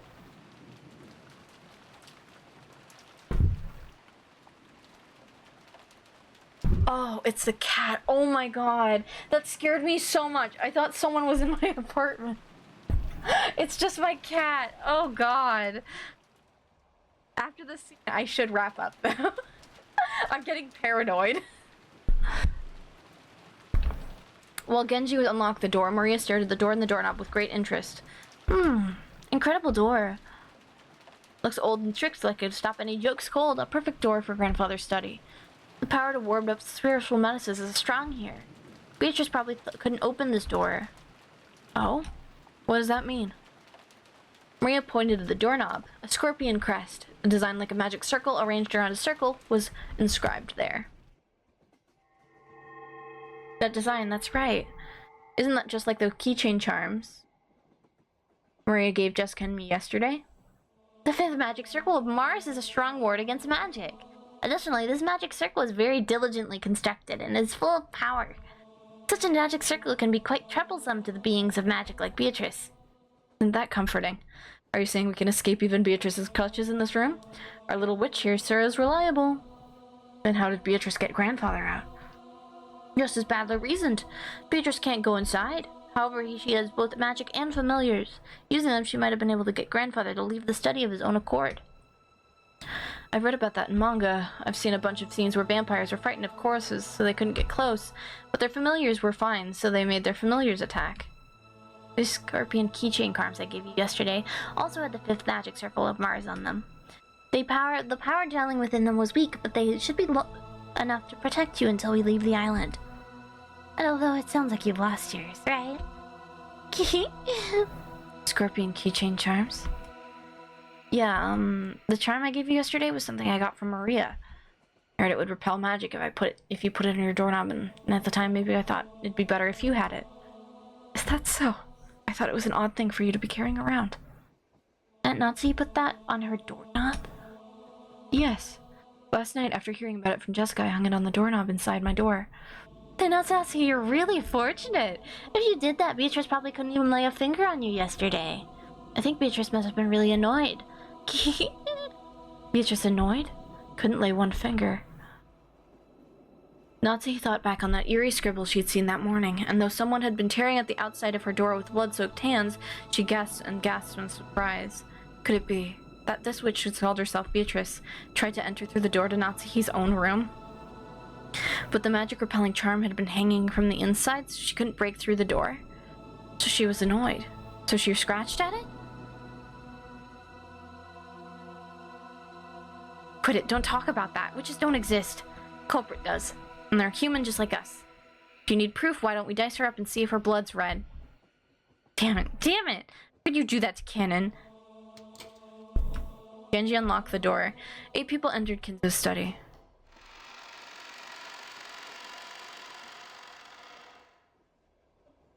Grandfather's study. I'd heard rumors about it beforehand, so I wasn't shocked. I'd had nothing more than fortify it thoroughly with his occult hobbies. Grandfather's hobby had been chasing after pop idols. The walls might have been buried beneath idol posters. Even if I didn't understand it, I did realize that this room was a bundle of all of his pastimes. That's actually what Battler just described was a very fitting image of my room. I wish I was rich like Kinzo so I could afford to have a secret study with all of my idol merchandise. Even so, I couldn't remain dumbfounded by the smell of his cripsy medicine and sweet stench that seemed to melt my head.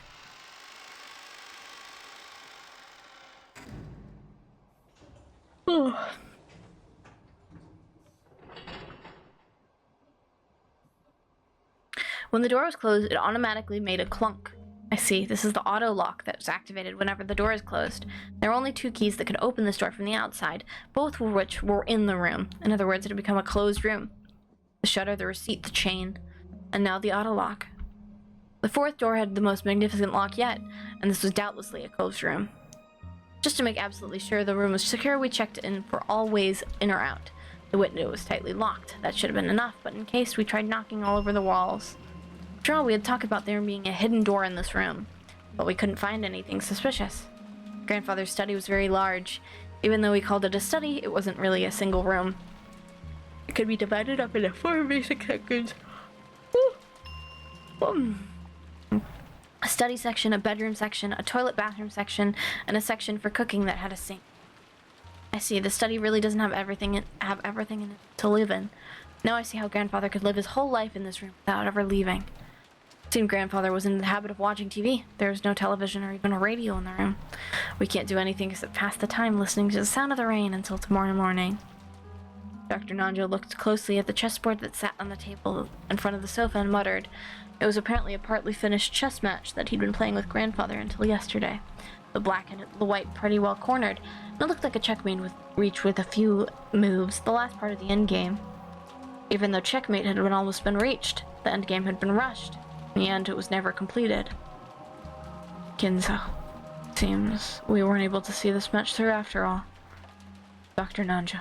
I was Kinzo-sen's friend for a long time, but I never knew about more than half of him. I believed 2 Kinzo's existence, a wide one and a one trapped by some madness. I never understood anything about him. Especially when it came to Beatrice, it would seem like his personality changed. In the direction of Kumasawa's upward gaze, a portrait of Beatrice could be seen. It wasn't massive like the one hanging in the entrance, but small, made for this room. Grandfather had probably spent every day in this room, and so much of his time, talking with the witch in the portrait. Who was Beatrice to Grandfather in the first place? Right now, you couldn't explain it away by saying it was a story made by parents to frighten the children away from wandering into the forest. While eating the canned food we'd brought from the kitchen, we talked together about who Beatrice was. Whether the culprit was Beatrice herself or someone pretending to be her, whether they were a witch or a human, that was besides the point. The woman in this portrait was strongly related to the roots and background of this case. You couldn't talk about this case without talking about her.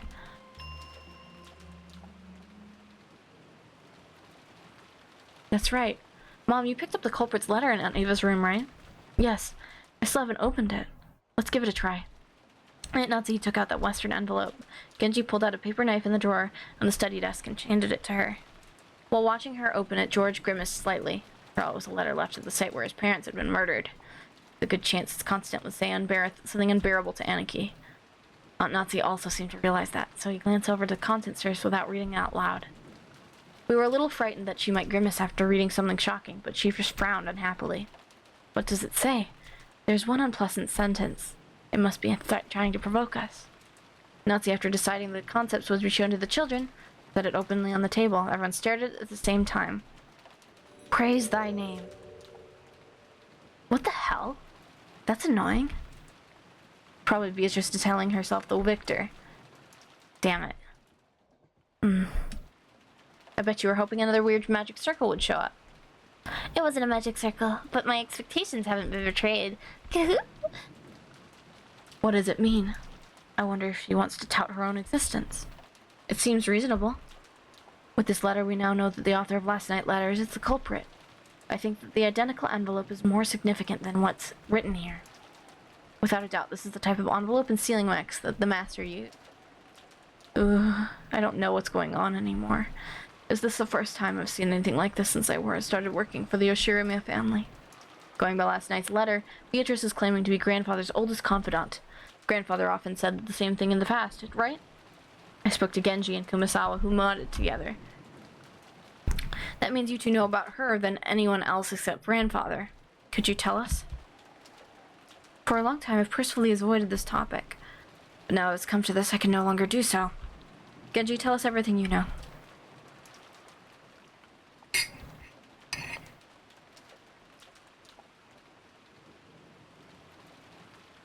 More time! Genji didn't answer. Did he remain silent despite his knowledge, or did he know nothing at all? Still, I had a good guess. The ghost story of the witch Beatrice had long been deified against the surface. Probably been very close to grandfather and his occult hobbies, so there's a good chance he'd been indoctrinated with even weirder things, and had increasingly come to deify the witch. And grandfather's most trusted servant who'd sworn lied to him, he might be the most influenced by the illusion of the witch that grandfather created. So there was only one reason for Genji to remain silent. He could speak, but it would definitely cause backlash. It was better if he kept his mouth shut. It wasn't like he would believe him anyway. Something along those lines. A short while ago, Maria had been more than willing to speak bluntly and unrestrainedly, and that had earned her a scuffle with Jessica. It was natural for Genji to keep his silence.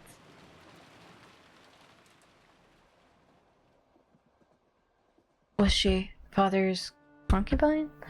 Concubine, that could be possible. For ordinary poor people, polygamy isn't only viewed negatively from a moral perspective. It's also an unmaintainable financial situation. But isn't that the case? That isn't the case for the very rich. Possible for them to another lover in addition to for their real wife.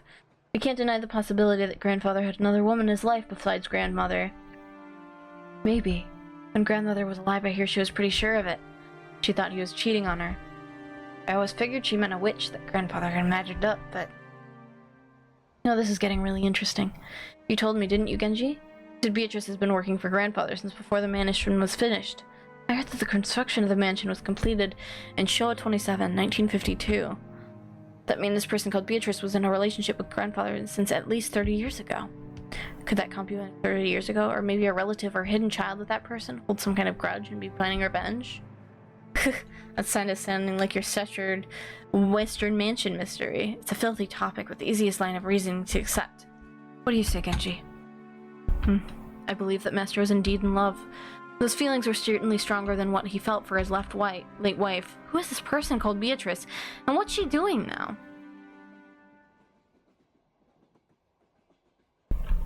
I've heard she passed away before the mansion was completed. She's already dead? Yes. The master was deeply stricken by grief.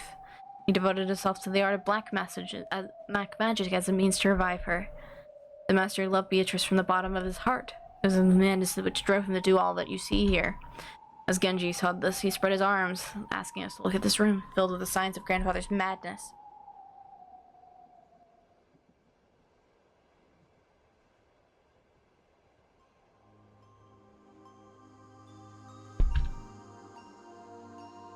We were all at a loss for words. Normally, black magic seems like it'd just be creepy, and it's really hard to imagine why someone would be so enraptured by it, since Kinzo was just an eccentric who brought the Arashiriya family amongst his madness.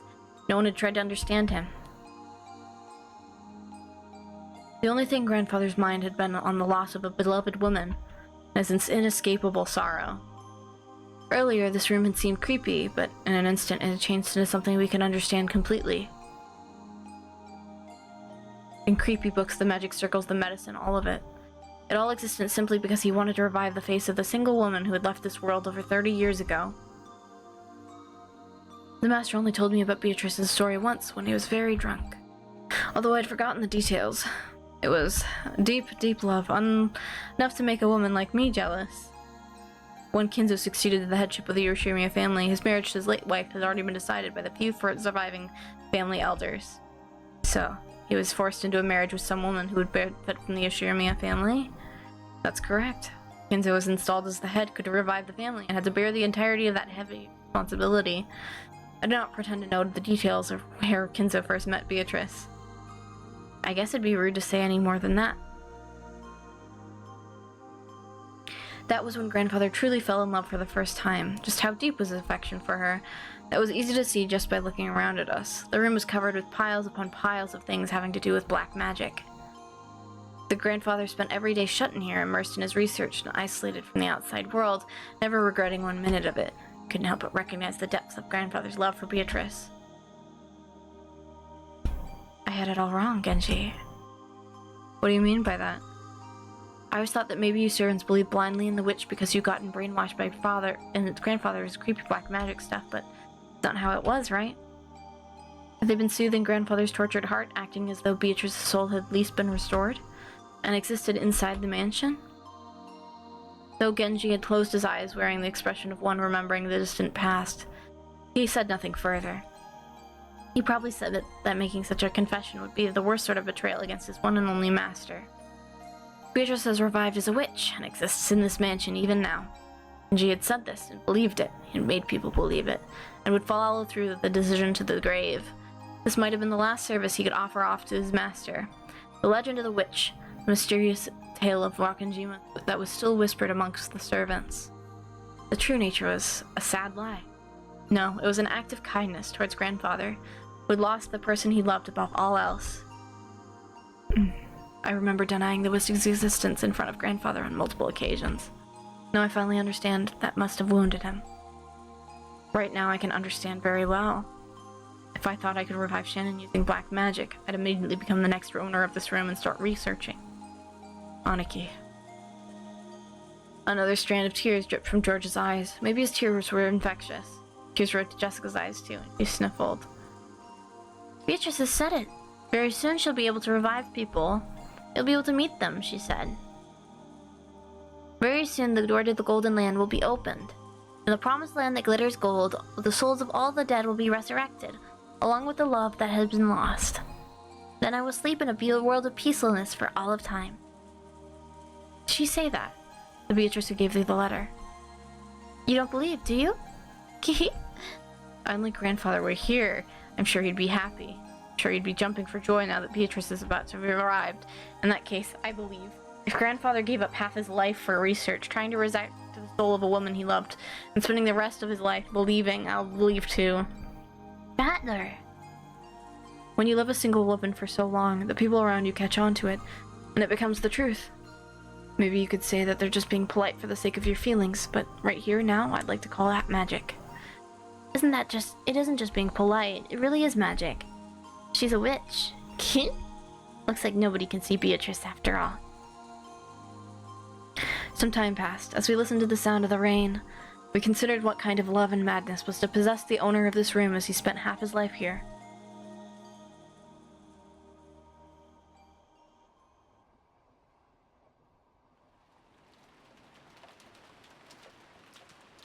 Okay. Yeah, it's about to go bad. And I think we're gonna end on a positive note for today.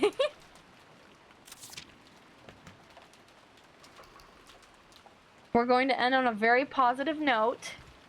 It's gonna be very nice.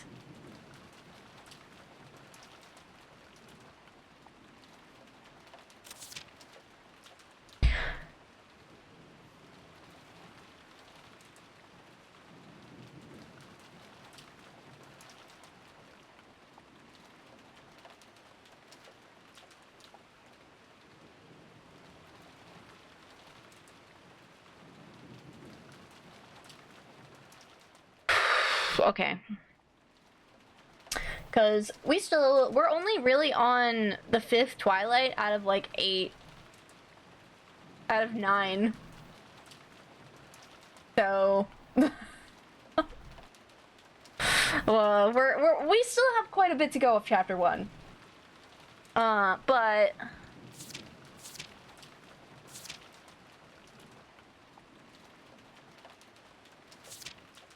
But it's time for Beatrice time. She'll be here soon, maybe. The land follows, probably she's...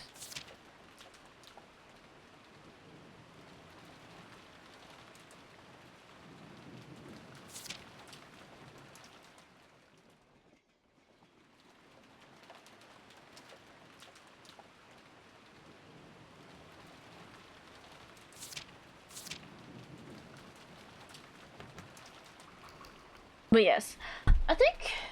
Okay. Oh. I'm gonna go make myself large. Become large. But I think we're probably gonna wrap up here. It is almost 1 a.m. and it's quite late for me. And I do have to go to bed, and I have to go to the station early in the morning tomorrow to get some work done. So I'm gonna cut it off here. As much as I would like to keep reading until the end, I really want to keep reading. I want to keep reading so badly. Oh, Beatrice! Beatrice! Ah! But I'm like so... The writing of this is so... Madam, we wish to meet you. Ma'am, can we please? I would love to see her one day. I would love to see her. I think she's awesome. I think she's a girl boss, and I think that she's gonna kill everyone in this goddamn mansion. But... How are you guys feeling? How are we feeling about Beatrice? How are we feeling about Ushiriya family bloody massacre?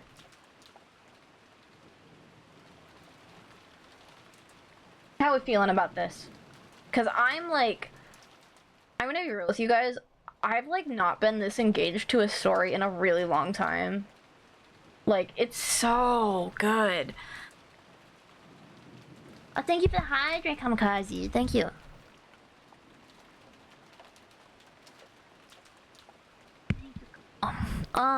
But like, oh god, I'm so bad. I feel like I'm really bad about putting my feelings about things into words, so they come off really awkward. But like, you didn't watch the VOD yet, so you're looking. Fair, there's a lot that happened this week, so recommend watching the VODs before catching up on today's VOD. I should upload the VODs. I'm gonna try and upload the VODs and see what's going on. But I'm gonna try and upload the VODs this weekend, maybe. To YouTube at least. They're still on Twitch. I believe they're still all of the VODs that are not on YouTube are still on Twitch. I have that 30 days of hold time on my VODs because I have Turbo, because I pay for it, because I like my 30 days, because I always forget about my VODs. Until the last minute, so that extra buffering time is good for my brain.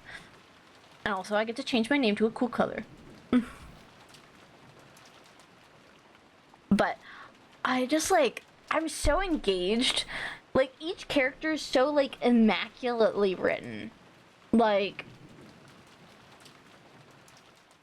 and also like the way that everyone is written to like handle their grief and like anger towards the situation like differently, because like you have George, who's just like crying, he's just a fucking mess, and then you have Battler and Jessica, who are just fucking pissed, and then you have Maria, who is Maria, and then you have Natsuki, who's really fucking stepped up. She is fucking stepped the fuck up. Like, I didn't like Natsuki in the beginning, but I'm like, I love her. I love her so much. I love her so much. But yeah, this, I know that this, I know a little bit about, like, I know what is going to happen. I know, like, the vague outline of what happens in the first and second arcs.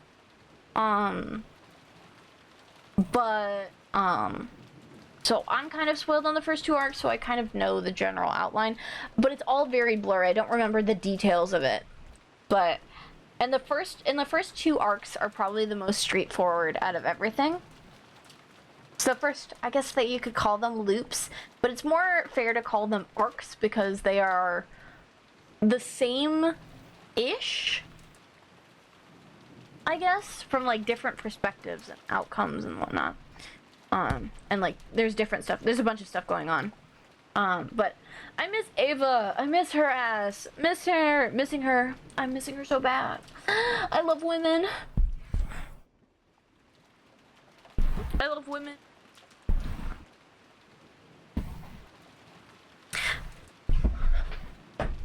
Like, the women of the Ushirime family are just, like, so good. They're, like, so incredibly good, and I'm just like, wow. I wish Kinzo wasn't so fucking sexist. The world of Kinzo wasn't sexist as fuck.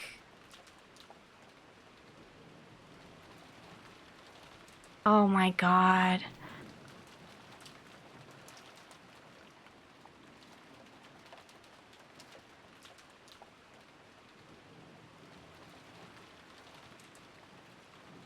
Kinzo sounds like a nightmare. He is kind of... I mean, we learned a bit more about him. We learned a bit more about him today, and I think that's, like...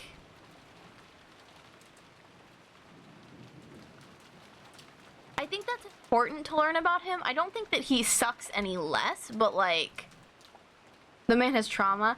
I feel like there's still a bit more to it, you know?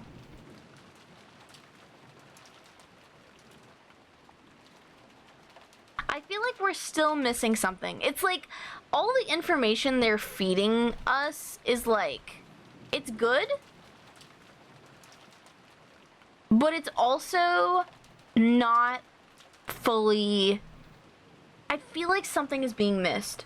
Like, we're not getting the full story because we're taking most of this from Battler's perspective. So,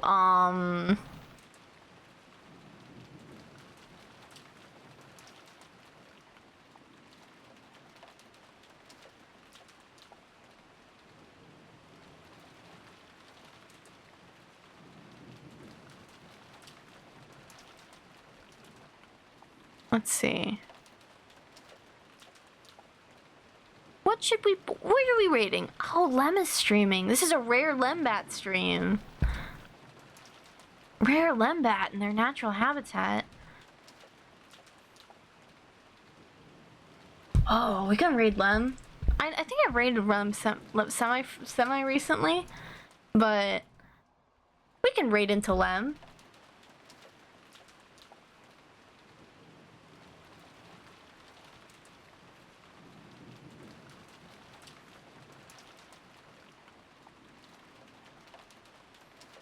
Yeah, we'll raid into Lem, but I'm gonna wrap up. Thank you guys for another fantastic week of book club. I hope you guys are as invested as I am, because I'm so vibing. I'm like in my natural, this is like my natural habitat, actually. Like, Fable, you need to catch up on your VODs. You gotta catch up on the VOD, because you've only watched like the last two, right? You have to learn about the family drama. There's so much drama to be had. You're watching parts of the first one? That's fair. Luckily, we are going through pretty quickly now. Now that the exposition is done with the first part, like the first chapter's like intro exposition, I think that it's going to actually be much faster going than it was.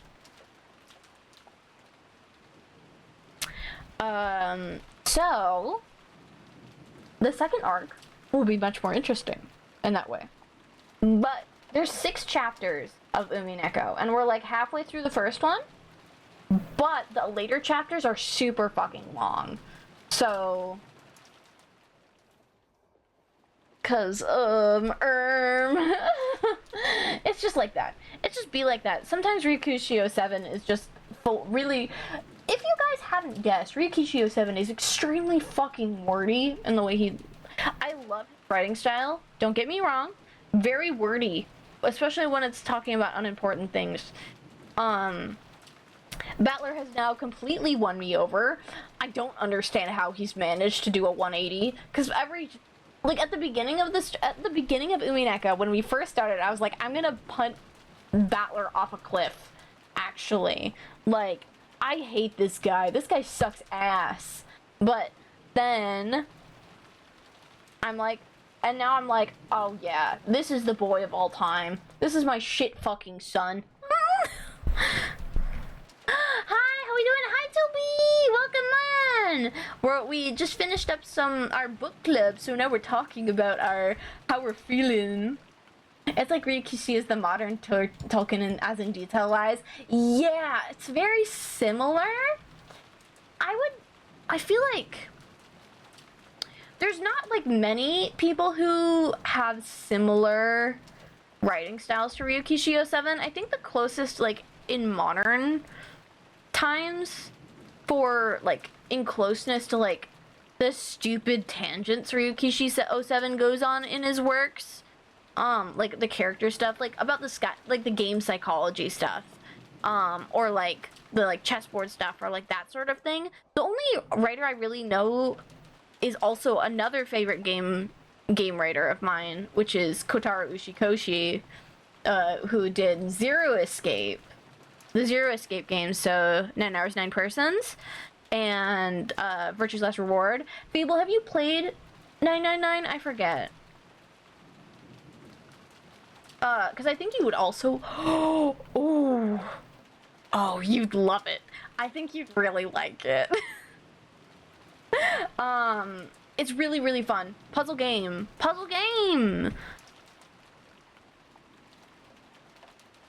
It's like, the thing is just like, I haven't had a mystery slash like puzzle genre game with a story like this until now. Like right now, when we're reading Umineko and I'm like, holy shit. Okay, yes. The suspense, the logic puzzles. Ah, it's so good. I want to figure it out. I want to know the secret. I just want to know the secret so badly. I'm just thinking about it. Cause I think, because Ryukishi 07 kind of goes into, like, the psychological aspects of things a lot. And also, like, the, like, difference between, in Umineko, from what I've read so far, is that, like, a lot of it is about, like, logic versus, like, emotion, basically. Because a lot of things can't be predicted through emotion. Kind of like how Battler was talking about earlier, how he was like, oh, well, the chessboard swap-a-rooney pro combo doesn't really work all the time because I have to take into account that human beings have flaws and can't be protected 100% of the time. But,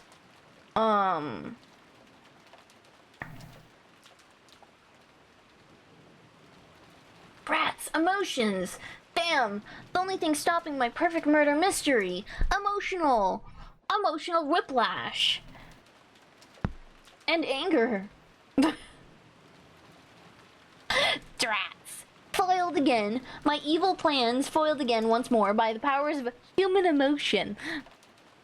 But it's really good. I'm kind of in just like general awe of like how good this is. Like, I knew that Umineko was kind of a masterpiece, but like the logic games and like logic puzzles, it makes you think. It's one of those stories that really makes you think. Genuinely, I think if Umineko was an actual puzzle game, instead of a visual novel, it would be probably the most iconic mystery work ever. It is the most iconic mystery work ever built, but like a lot of people kind of gloss over Umineko because they're like, well, there's no gameplay to it. Whereas like I'm like, half of the mystery games that are really popular in that genre don't really have supremely complex gameplay to begin with. You don't need the gameplay. Oh yeah, I was talking about it. I was thinking about this for a while. I really want to play Maho Yoru, or Witch on the Holy Night is what it's called, I believe, the English release. It's a Nasuverse visual novel that he wrote. I can't remember if it's after after or before Fate Stay Night. I think it might be one of his first, because it's not Tsukihime. It's not, because there's Tsukihime and then there's Mahou Yoru and then there's Fate. There's the Fate verse games. So I really want to play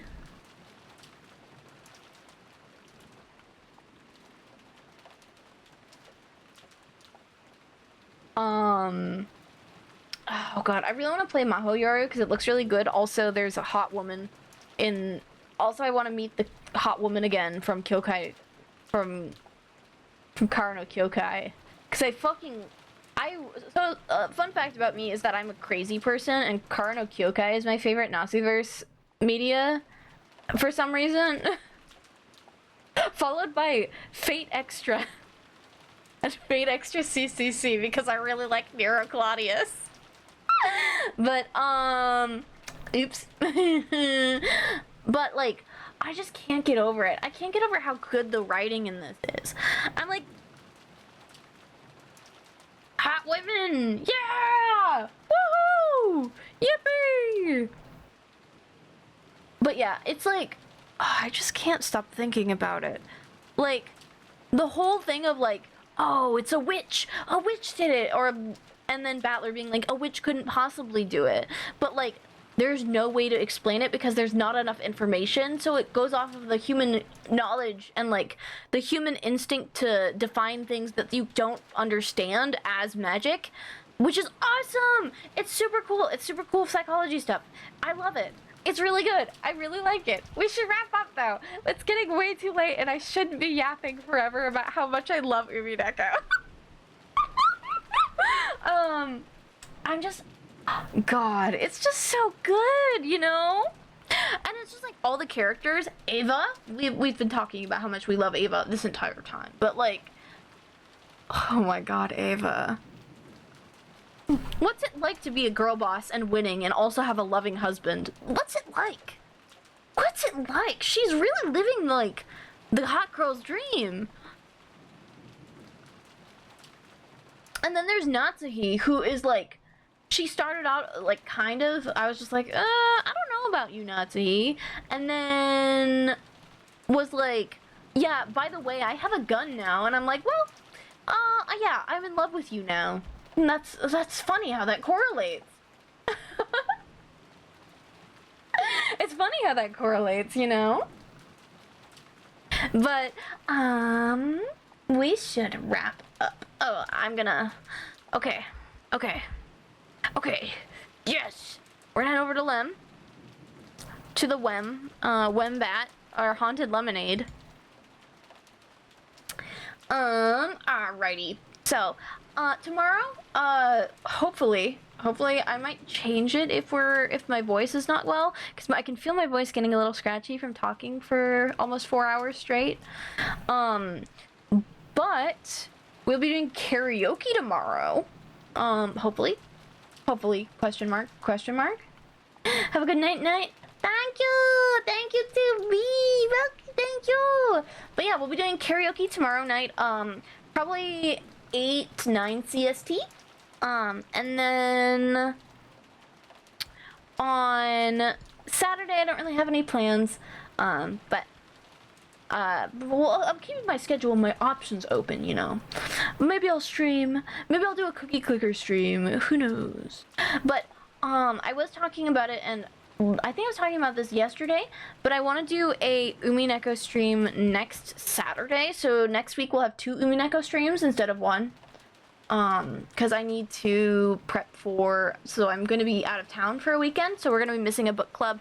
I want to leave people plenty of content to listen to while I'm gone. Instead of properly,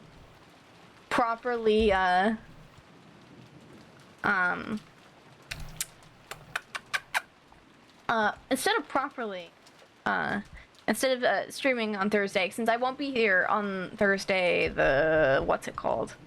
Thursday the 16th, I will be doing one not this upcoming Saturday, not this weekend, but next weekend, Saturday, I'll be doing a probably longer Umineko stream, like a late night Umineko stream. It'll be really fun, and we'll get through. I'm hoping to finish chapter 1 really cleanly before I go on vacation for a weekend, before I go on my trip. So, but we're gonna head over to Lem.